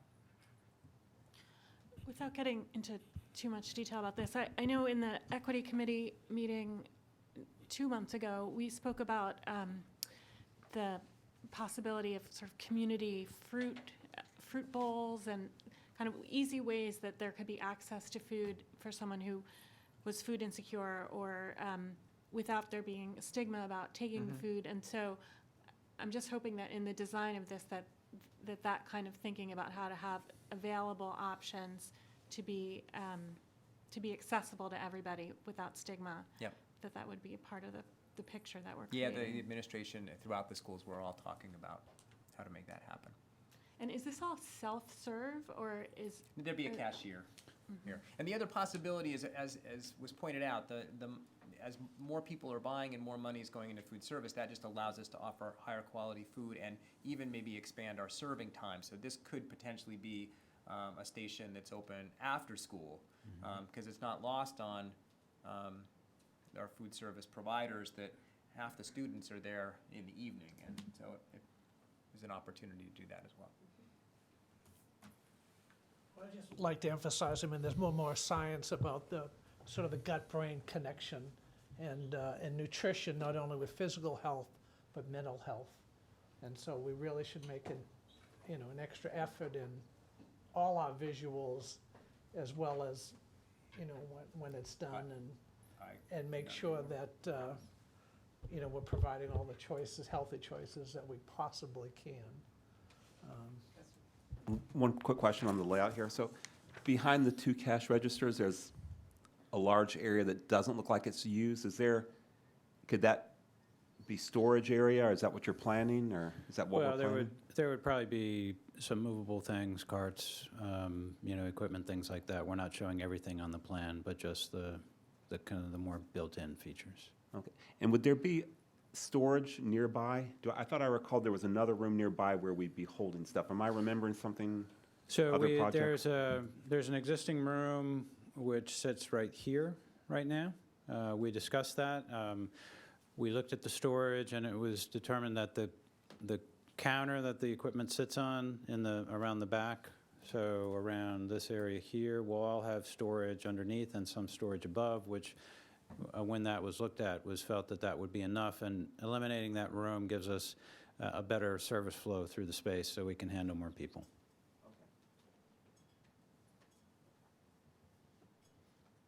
Okay. So we already kind of talked about schedule. I can just kind of touch on some of the highlights again. As was mentioned, the projects from this summer are largely wrapping up. The electrical work, the initial step was taken. The transformer work would happen in the spring.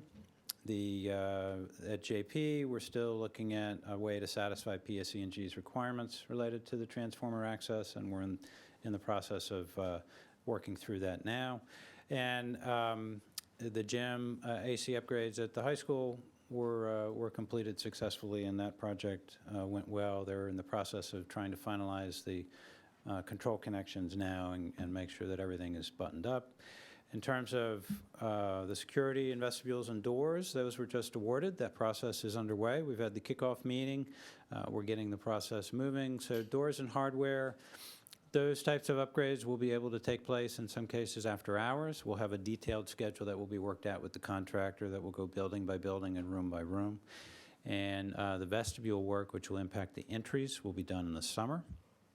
So the completion date on that is prior to the start of school in August. And the other projects, as we mentioned, bids were taken in. You have those pending with you tonight. And the high school has to be submitted to the Department of Community Affairs for code review, which I think we've talked about. This is because of the code classification of the officials here in Princeton. They cannot review that type of a project.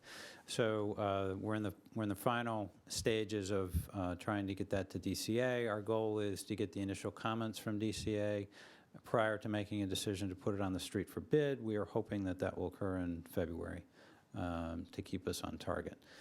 So that is underway as well. All right. Any questions? Would like to, I'm very personally nervous about the high school project, that if we don't get the approvals in time and we can't get it out to bid, then we run the risk of quality contractors having their summer schedules complete and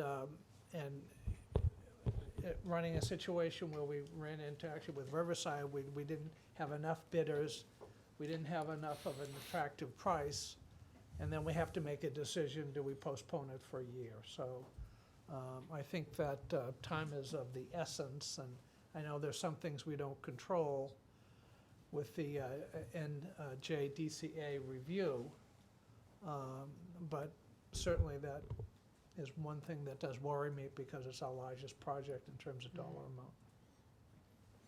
Yeah, we're cognizant of the same concerns. The project is different, however. Riverside was small. It was bid much later in the spring of that year. The high school is a larger project. We feel it should attract a higher level of interest as a result. And, we'll be structuring the project with a series of alternates, as was talked about, so that we can give you guys some, hopefully some options in terms of the award as well. Thank you. So, Scott, if I recall, when we discussed this in the Facilities Committee meeting, and maybe Greg will touch on that, we made sure to note that this is a project that would span 2 years. Correct. And while we hope that some of the, I think Kathy used technical terms like messy and dirty, that sort of work as much as possible could get done during the summer. But I left with the understanding that because of the size of the project, the fact we would be getting a relatively large GC and the project would span a much longer period of time, that some of the current concerns that existed and were valid at Riverside are not as relevant for this project. Yeah, that's true. The timeline helps us in that regard. Riverside was had a very compact construction schedule, had to be completed in that summer, was bid very late because of things that led up to us getting it out to bid. So this is very different by comparison.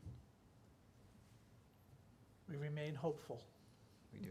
And I just would add, as we are trying to be transparent about all the costs, I think that your spreadsheet's very helpful. But for the public, I think it's important we keep a tally, and maybe we're doing this ongoing tally of material changes or material things that we couldn't have foreseen or that are out of our control. So one of them being the PSE&G, reg change that affected the transformers. So we're looking at this overage at JP that was something we could not have foreseen, but it is significant. It's 80,000 at least, right? So when we're talking about the fact, and we're starting to get a vision for how we're going to come out when we do all the projects, it'd be good to have just kind of an under and over kind of list of material things that were either surprises or unforeseen or something not in our control. The DCA review is the same thing where we've got to go to the state and it's going to take us, we're being held up in terms of time. I just think because from the public's perspective, they approved the referendum, they said we told them all these things would be done, and now it's complicated. And I think the more we can explain why it's complicated and people who do their own construction in their homes understand that, we kind of have to think about it and explain it in the same way. So we've had some of those discussions, and we have a number of lists. Yeah. Those are not short discussions, because you start talking about what's the impact of tariffs on materials, which is very hard to ascertain, and it doesn't affect everything equally. But Matt is tracking every single change order. Yeah. In the interest of making that visible, he took off the notes column, which is available. This is the way he usually presents it with all of the notes. Yeah. And then we also know in which projects, while we haven't added things, in some cases at the request of principals and others, and with the consent of the board last year and this year, there have been some expansions of scope, right, which have also affected price. So we can talk about all of that. It's just a bit involved. I just think it's a story we need to be kind of always thinking about, that we have to be telling, that people can follow the complexities of our ongoing, because I think we've had really good conversations in facilities, and we've all been part of, many of us. I'll just note one, which is at JW, what's being done to the nurses suite is a more comprehensive project than was originally contemplated, and I think everybody feels very strongly that that's the right thing to do. But that's one reason, like the bids were different than the estimates that were made 18 months ago. Yeah. Thank you. Can I ask a related question regarding planning for this? So we have referendum teams at each of our schools. So I'm just wondering what the process is, the communication process for a referendum team meets, the principals involved, their parents, I assume, staff, custodians, many stakeholders. If they are concerned about a project or have questions or, for example, that nurses suite, I'm not sure if that change came from the referendum team at JW or if it came from facilities or the architect. But how are those communicated and who are they communicated to? So people know that, their time that they're putting into this Right. matters. The principal is chairing those, so it would go through the principal, and then typically it's going to come to me, to Dave, to Matt. Sometimes Scott's been on those emails as well, and if not, we usually include him right away, and then there's a back and forth. And we're involved in some of those now, as the referendum teams are meeting and asking questions as they should, and we're looking at what changes are possible. So that it works as And every as best as school has a possible. referendum team up and running. They do. Okay, great. Okay, anything else? Did we decide definitively to use the food service equipment fund for the, Yes. to pay for the? Tiger Cub. Tiger Cub Cafe, thank you. Yes. Do you want to, agree on that name. did we want to talk about that, though? I Matt, do think you that's wanna kind of say important. Yeah, so with the tightening budgets for the referendum, so we have food service fund balance that can only be used to improve the food service, anything related to food service. Department of Agriculture is extremely strict on that, so it's a perfect use to help ease some of the pressure, referendum pressure, pricing pressure, and use, and I put it in my spreadsheet, but it's over $400,000. 189, I think. Thank you.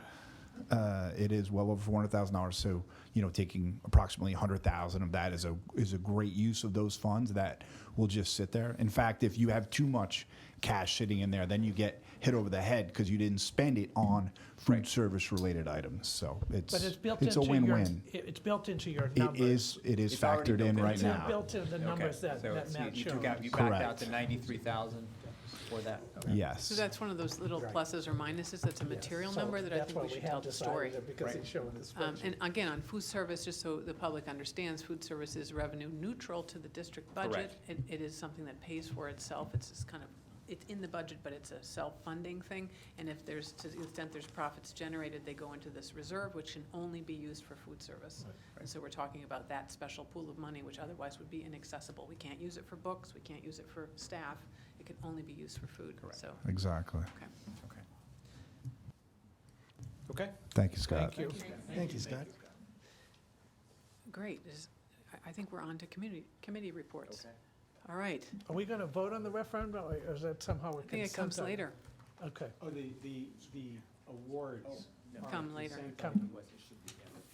But we can review what they are. Reports, yeah. Oh, sorry, I missed the calendar. Yeah, calendar. Yeah, Don't It forget the doesn't have to calendar. be a long discussion. This is a first read on the calendar for 2020, 2021. Are you able to get that up, Kurt? I'm not moving. Where would that be? It's under, yeah, it's under Superintendents Report, actually. I'll see what I can do. It's actually good to have the calendar follow the referendum because we indicated, and Scott indicated, that the completion date would be August 21st, and that is what we are striving to hold to. However, we want to be cognizant of the fact that sometimes construction projects run over, and we want to minimize any conflict between staff and students returning to school and wanting to get school up and running and the construction that's taking place in our buildings. And so for this coming year and likely for the year after, we're going to have school start after Labor Day. There had been discussion in the past about the benefits of having school start before, but in the interest of the safety and wellness of our kids and our staff, we're going to play it safe, and so the first day of school for students would actually be September 9th. That allows for 3 staff development days prior to the start of school, which our teachers have found to be extraordinarily helpful in being truly up and running and ready to receive students on that first day of school. Beyond that, the calendar is, I think it's fairly straightforward in terms of similar to what we have had in the past year. Betsy, I know your committee has looked at this closely. I don't know if you want to highlight any particular things. We are closed again for Election Day. That's a staff development day, and our data showed that we did not, we had the similar attendance as when we were open on Election Day. So, Right. Right. We compared that data, and as you say, it was not markedly different from last year when there was school on that Tuesday. The Monday and the Wednesday were not very different. I will say that we had a long discussion in student achievement about the late start and how that in many ways it's not optimal. September 9th is late. But we thought about those students for whom they may go to the rec program or other camps in town that provide services to these students at a free or reduced cost. So we pledged to get this calendar in a draft form out to our nonprofit partners in town. And I encourage those watching, if you have any ideas of who might be interested in running camps and offering services to students and perhaps offer scholarships to our students who wouldn't be able to pay for those, that many of our camps end mid-August simply because the workforce go back to college. But we have a lot of high school students who are here and could serve as counselors. So we invite you to please think out of the box with us and help us serve the needs of students and working parents as we anticipate a very late start. And again, it will be next summer as well. So we do look forward to speaking with our partners about that. And again, as Superintendent Cochran said, we will finalize this in January. So don't book any tickets now or finalize any trips because we will vote in January. and Betsy, I will thank you. You've been very conscious of the need to try and get information to families as early as possible, and so you've been pushing for us to do the calendar for 21, 22 this year as well, and it will likely look fairly similar, and the start date will likely be after Labor Day as well for that one, but we'll be looking at that in probably February or so. As a first, right, As a so first, yes. as a first read. So we hope, hopefully by March, to have that voted in as well. Exactly. Yes. That'd be great. So thanks to all who've really engaged with us on this. You would think it's a simple thing to take a calendar and replicate it year to year, but it turns out it is not. Any comments? Nope. That brings us to committee reports, and we start with equity. Michelle? Last night, Equity and Student Achievement had a joint meeting. I want to thank all my colleagues who were able to come and serve as scribes and participate in the discussion. One of the whole agenda was around defining achievement.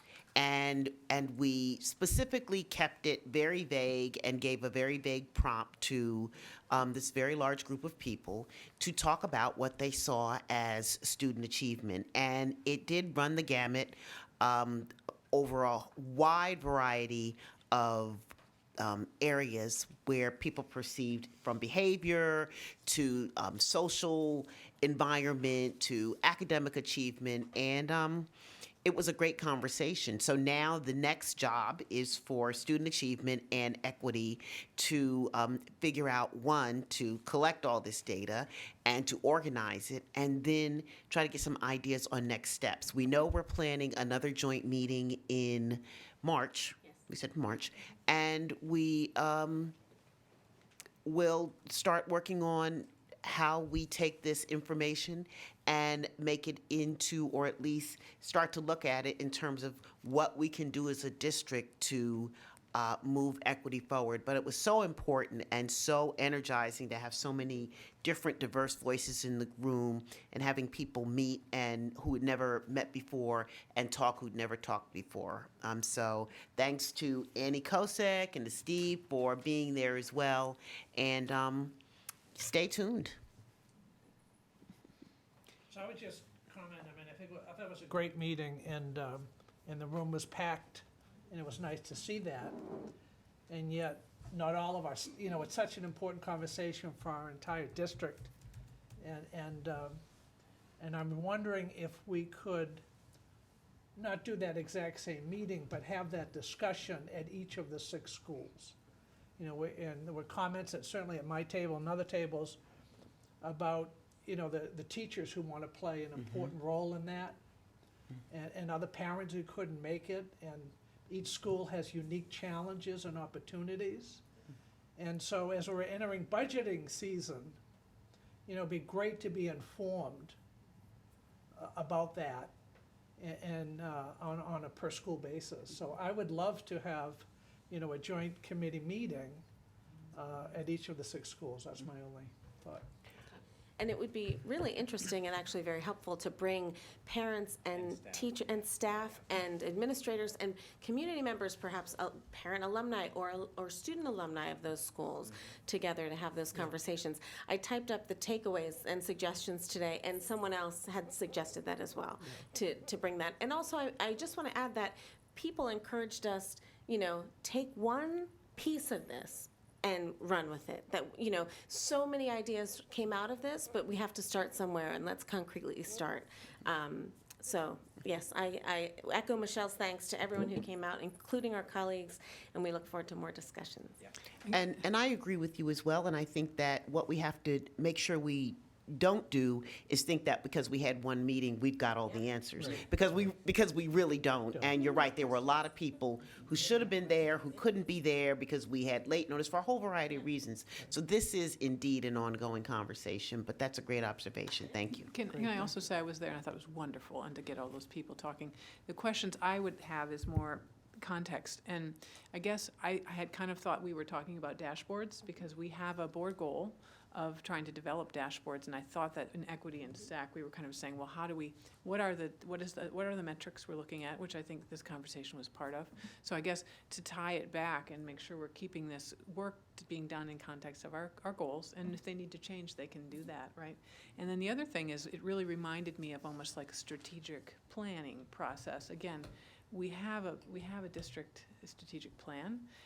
It's coming up to be renewed, and so to me, this kind of conversation almost might dovetail into where are we with our strategic plan, and how is the idea of achievement and changed? Right. And so maybe I just think we need to make sure we're giving context to the public, because people come to these meetings and suddenly we're opening up this big topic that's really important.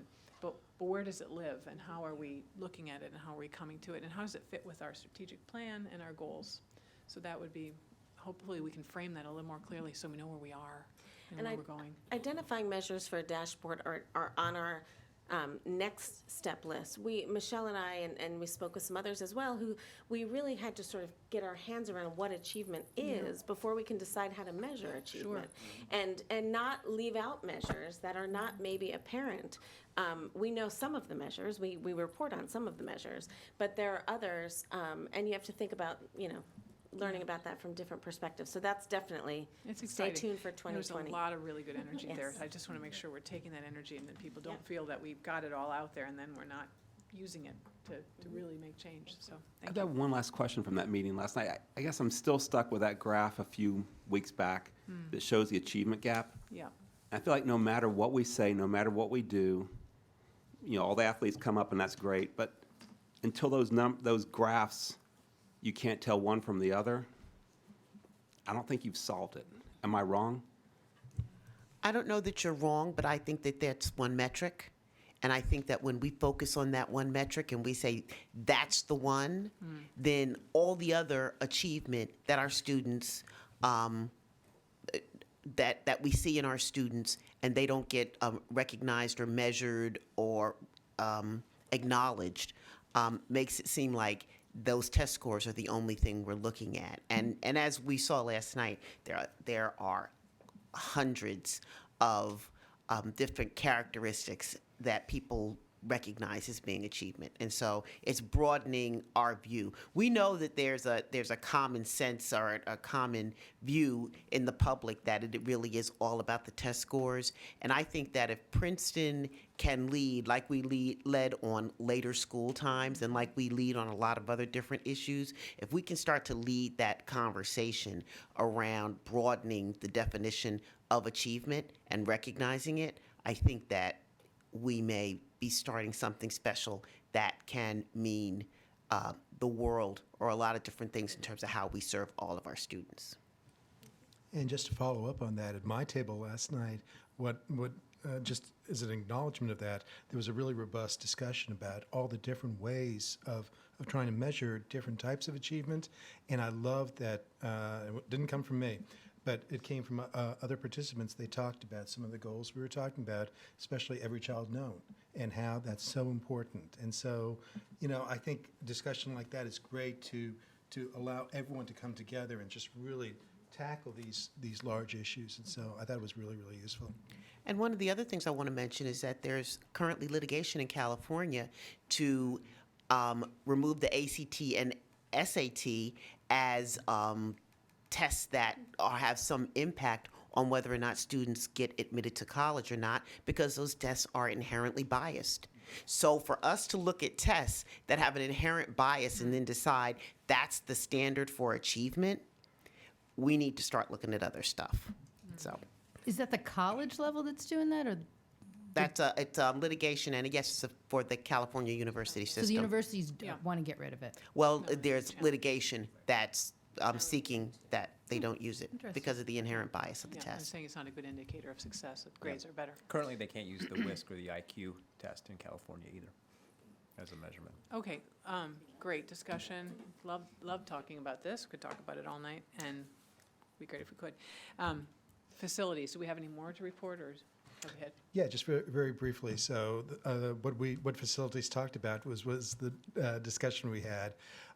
As facilities chair, I just wanted to take 2 seconds just to acknowledge and thank the really hard work of the facilities committee. Thanks to some early on suggestions from board members.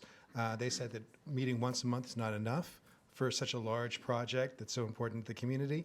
So we've met twice a month. And I want to thank our staff and our professionals who've been working tirelessly on making sure that we move this forward. As the discussion pointed out, there's a lot of moving parts, and I can't think of a better point person than Brian. So Brian, thank you so much for serving that role for us this year. There's a lot going on next year. Next year is going to be even more moving parts than last summer, but it's also exciting because we're delivering on what we had promised to start doing, and we're going to continue to do that project. And so I just wanted to say thank you to everyone involved. Thanks. Okay. Thank you, Greg. Takes us to finance, Bill? Well, finance looked a lot like facilities yesterday, since we had the folks from Spiesel and Epic there.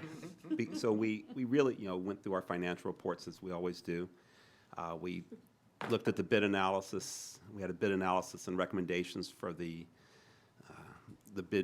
referendum projects we already talked about, and then we met with had a health benefit update from the Doyle Alliance Group, who is managing our pharmacy benefits manager company, and talked about different pharmaceutical savings in the upcoming future. Okay. Any questions? Thank you. Personnel, Debbie? Yep. So the Personnel Committee met on Monday, December 16th. We discussed how the Sick Leave Bank Committee reviewed and fine-tuned the sick leave bank process to make it more current. This will be on the January agenda for approval. The committee discussed the need for additional instructional assistance at JP based on IEPs. Both positions will be on the January board agenda for approval. The committee is continuing its discussion on instructional assistance needed throughout the district. We discussed creating standards and consistent job descriptions and trying to maximize staffing. Mike and Annie will be continuing these discussions with our principals on the best way to support all our students. The committee continued its discussion on our annual non-tenure review criteria and what the board would like to use in April. Mike shared a proposed spreadsheet and several reflection questions that will offer more insight and information about each staff member to the board during the non-tenure review. The committee reviewed an updated observation process that now includes equity indicators, more to share next year. For the 2020-2021 budget, the Personnel Committee discussed focusing on a budget that is needs-based leading, strategic, and empowers principals, and includes some new and improved processes and procedures. I want to thank the Personnel Committee members and administration, Betsy, Dan, Michelle, Mike, and Lucy, for a very productive year. Thank you, Debbie. Then next is policy. Greg? So on behalf of Jess and myself, we just wanted to very briefly say that Policy Committee met. There's 3 policies for first reading tonight that will finish up our review of the 4,000 section of personnel. And now I wanted to thank Mike for all his help on that. The idea, as everyone knows here, is we're transitioning to a new policy manual. It's a lot of work. It's really important, but it's also important to get done. So with the completion, hopefully, of the 4,000 series, it means there's 2 sections still left to do for the new policy committee and the new board. That revolves around students. We have some ideas about how to expedite it. And so what we wanted to urge the board to think about is to try to get through these last policies as quickly as possible. And then as part of that as well, we're going through our CUSAC review here at Princeton. There are a number of policies that CUSAC will be looking at. That's the state review every 3 years. And so those policies we want to make sure are up to date and current. And so we may have some of these policies that we'd like the board to expedite as we go up to that. There's one policy like that that's up for first reading for the board tonight, and it's the policy on 6147, Standards of Proficiency, and that's on measuring achievement. So we'd like the board to focus on that, and what we're saying as well is because these are so important and these are part of the ways that we're measured, we jump-started that. That's from the 6,000 series. We're going to do that sooner so that we make sure that that's as up-to-date as possible going forward. So thank you very much to the Policy Committee, and Jess, thank you for taking over and pushing forward. I just would like to thank Greg for leading the policy committee, for getting Michelle and Beth and I up to speed last year when we started working on these policies and the conversion to this policy manual, and for the group that we've been working with this year. And your leadership has been really important in getting us to where we are. Thank you. Greg, can I ask you a quick question on 3 of the policies? When we get to it, we're not Oh, we don't do that now? No, we're reporting. Thank you, Debbie. They're easy questions. Any other questions on the report? No? If not, and none, then we're on to student achievement. Thank you. We met Friday, December 13th at 11:30 here in this room. We approved the minutes of November 15th. The student field trips and overnight trips on tonight's agenda are put on the agenda for full board approval with student achievements recommendation. Christina Donovan, Supervisor of Guidance, and Jessica Baxter, PHS Principal, attended, as they do annually, to discuss any changes that are being proposed for the new program of studies. So we were talking about the 2021 PHS Program of Studies. This is an annual practice that they present these changes to the Student Achievement Committee. They also spoke with us about the process for educating parents and students about courses that are offered at the high school. That begins in January with the Program of Studies Evening, which is really for 8th grade parents. So all of you 8th grade parents, it's time to think about high school. It's also geared toward parents new to the district, so stay tuned for those dates. Also new this year, and I don't want to steal their thunder and give too much away, but PHS staff will be assisting students with articulating how much time they're spending on different aspects of their lives. This includes that they've collected data on, we've asked for this for many years, and I'm so glad they figured out a way to do it, how long homework takes for different courses. And of course, we know there's a range and it varies by student, but as students are filling out their course requests, they're also going to be given a way to articulate how they spend their time throughout a week, and that when they add in their courses with the different levels of homework, that will really be a tangible way for them to see what their workload may look like. So I commend them for making this change, and I'm really excited to hear about how that goes. So that data has been collected as far as how much homework is generally given for each course, and this will start this year. As we've spoken about, Kaylee Dixon attended to speak with us about some changes in food service. We've already talked about much of what I was going to say, but I want to give 2 examples about how she's connecting with students. She takes requests daily, it sounds like. Students come and they say, I'd like Chinese food. And she said, okay, I'll make it happen. And then they tell their friends, and that is really helping. Also, students at JW and parents, if you don't know this, we need to communicate this to you, which is why I'm telling you. You're able to order sandwiches at the beginning of the day so that your students don't have to wait in the long line for our very famous sandwich maker, Mr. Carlos. So they're able to order sandwiches ahead, and she said that's worked really well. So if your student doesn't know that, have them go to the cafeteria in the morning when they get off the bus or when they arrive at school, and they're able to place their order. Their sandwich is ready, much more time to sit with their friends. So stay tuned for even more, but we're excited about that. We've spoken about the calendar. That was our 3rd topic. So after our public comment period, which is now at the end of the open session, the board adjourned into closed session. Our committee will meet in January after reorganization when the committee has been reconstituted. We do have a tentative date of January 17th at 11:30, but that's finalized only after the committee has been named. And I do really want to heartily thank student achievement members and alternates. Many of you have sat on this committee, and the community members, and of course our staff who come to present to us, and we're really grateful. So thanks to all who've engaged, and we hope you'll return in the new year. Thanks. I have one more thing I forgot. So our next Bagels with the Board will be at Community Park Friday, January 3rd at 8:30. So it will be all announced, but please come. Thank you, Debbie. Thank you. Thank you for all those reports. Okay. That's the end of the reports, and now we are on to our first public forum on agenda and non-agenda items. If we have anyone. Usually the PTO thing, meetings, if there's any update on that, do we mention them at the end of the committee report? We typically don't, but we could. Would you like to mention something? Well, normally the PTO meetings are a love fest, and and so there's nothing of significance that needs to come back. Yeah.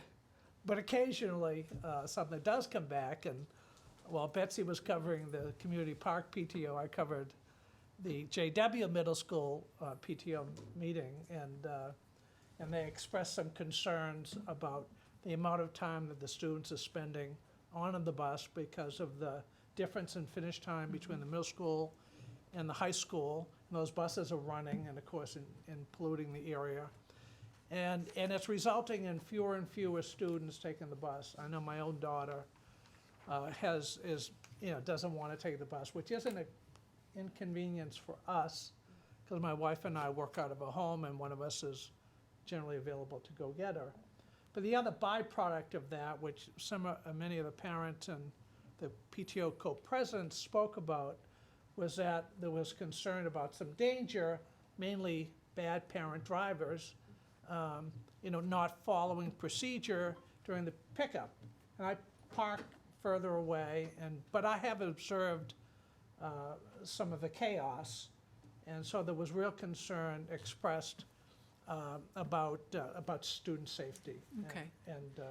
So initially I wasn't sure if this is a transportation issue or a student achievement issue, but it seems more of a student achievement issue. So, I just wanted to formally refer it to the Student Achievement Committee. Thank you. I'm happy to talk about it on student achievement, although I did meet with Mr. Burr today to try and address it, because I think it may just be an administration issue. And let me see what I can implement.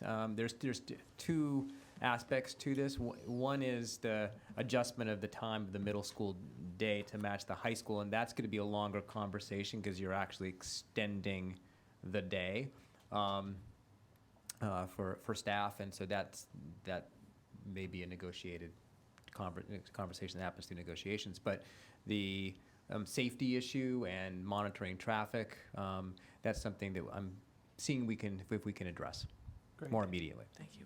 Okay. Thank you. Thank you. All right. Ready? Okay. Now we're on to public forum. If anyone has anything they would like to discuss and bring up to the board, they may step forward. Please state your name and address. And we ask that you keep it to 3 minutes, and it can be on any topic. Hi, everyone. My name is Ann Desmond. I know a lot of you.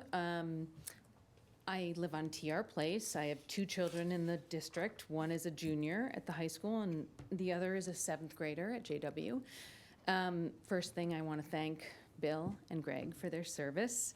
You guys were always willing to allow us to kind of come up and say, how are you? But let me talk about this, so, thank you very much for your willingness to listen and all of that. 2 things to put on your radar screen.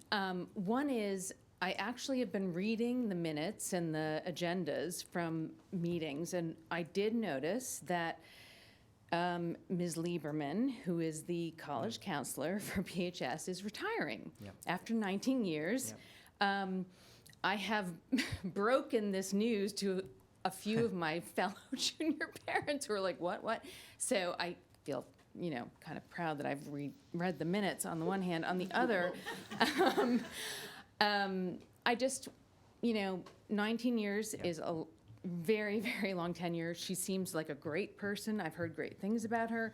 I just want to say, if you can't get somebody with 19 years of experience, 2 people with 10 years would be great. I mean, because it's a large class and we can talk quality and quantity, but I just wanted to advocate for that because there are those of us who are right on the precipice of the application process next year. And so wanted to say that. And the other thing I wanted to point out, which is completely anecdotal experience, observation about demographics, is I have seen so many strollers and little, the strollers with the car seats in them, reminding me of what it was like on the Upper West Side about 15 to 20 years ago with my own kids.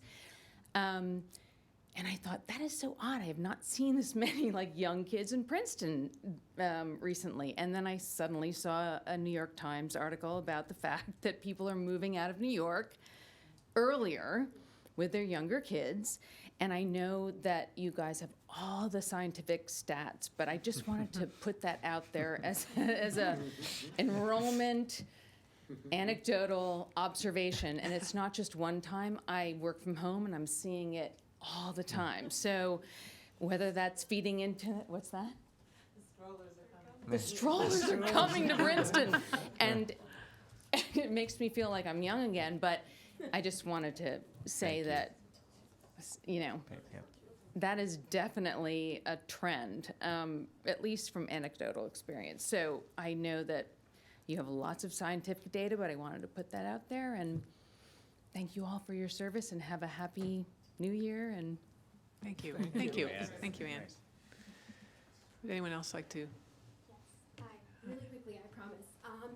I just wanted to say on the calendar, because it was a little hard to pull up, but I noticed that November 3rd, Election Day, is currently, according to the draft, would be a day off, and then the following Thursday and Friday of that week, again, like this year, would be off for the NJA convention.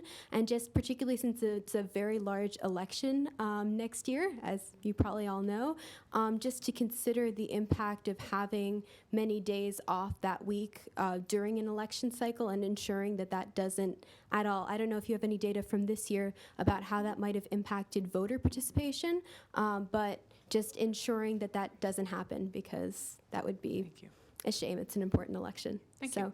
Yes.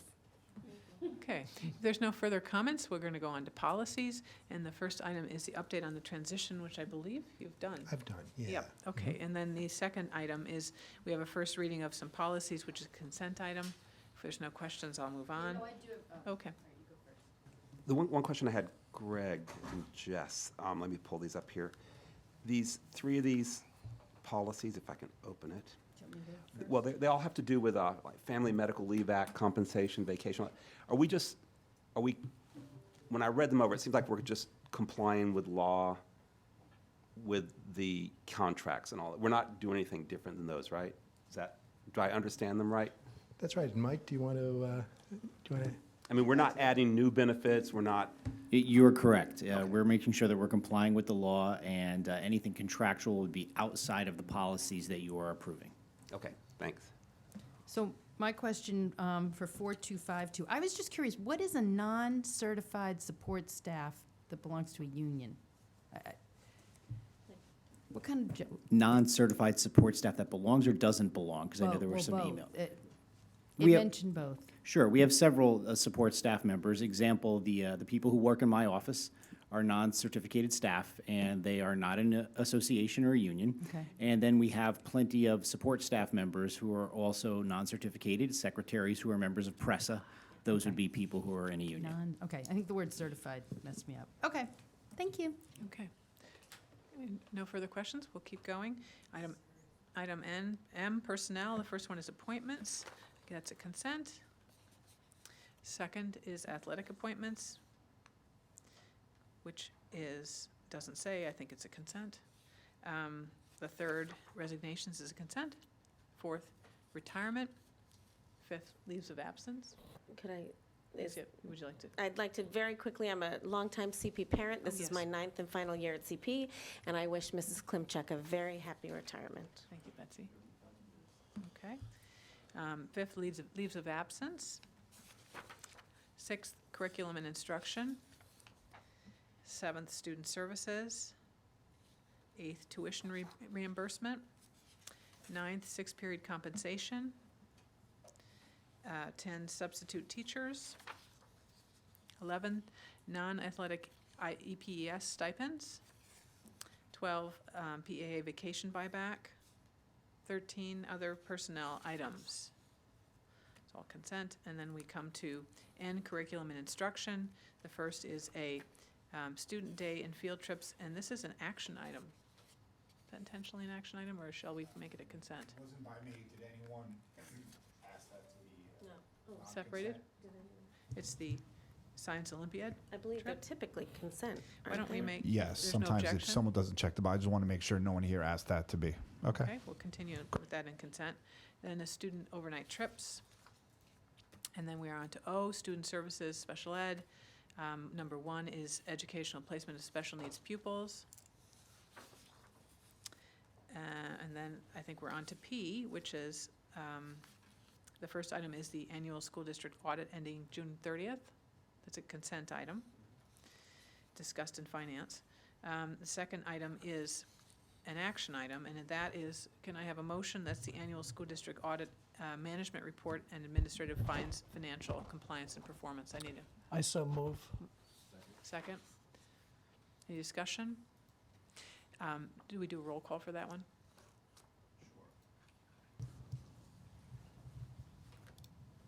Beth Barron, Yes.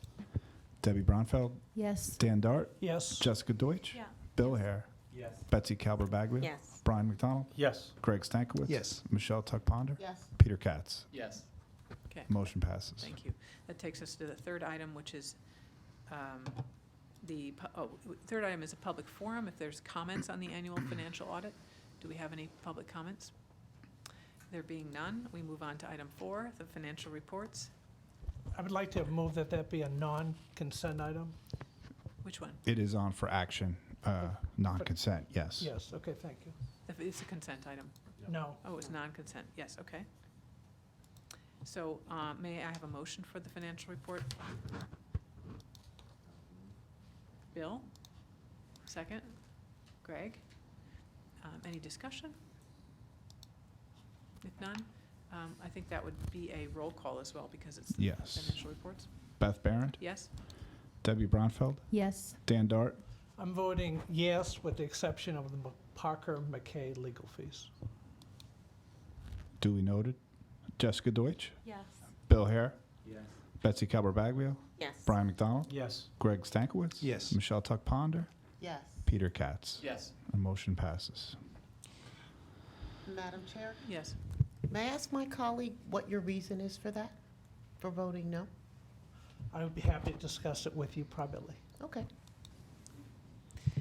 Item 5, the formal bid for the elementary HVAC. This is a consent item. Does anyone want to speak to that first, or is there any commentary on that, or should we move through it? If there are any additional questions, we can certainly. Any questions? Okay, if not, we'll keep going. Item 6, the formal bid for JW Middle School renovation. Again, this is a consent item. Are there any questions?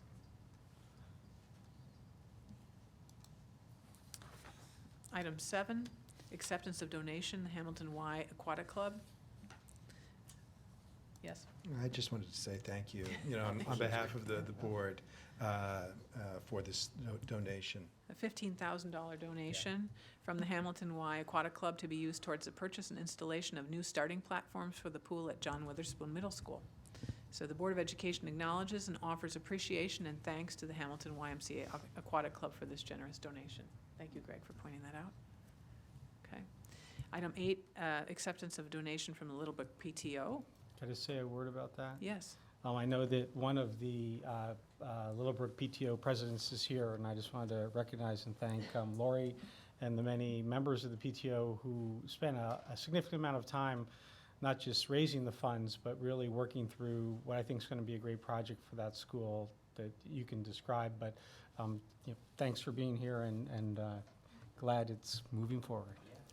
Yeah, and I'll just read it because it's great to hear. It's the board authorizes the acceptance of a donation from the Littlebrook PTO for the purchase and installation of an indoor traverse climbing wall for the Littlebrook Gymnasium at a cost of $13,655. The board acknowledges and offers appreciation and thanks to the Littlebrook PTO for their donation. Thank you. Okay. Item 9, bus safety drills. Item 10, fire and evacuation drills. Item 11, travel and related expenses.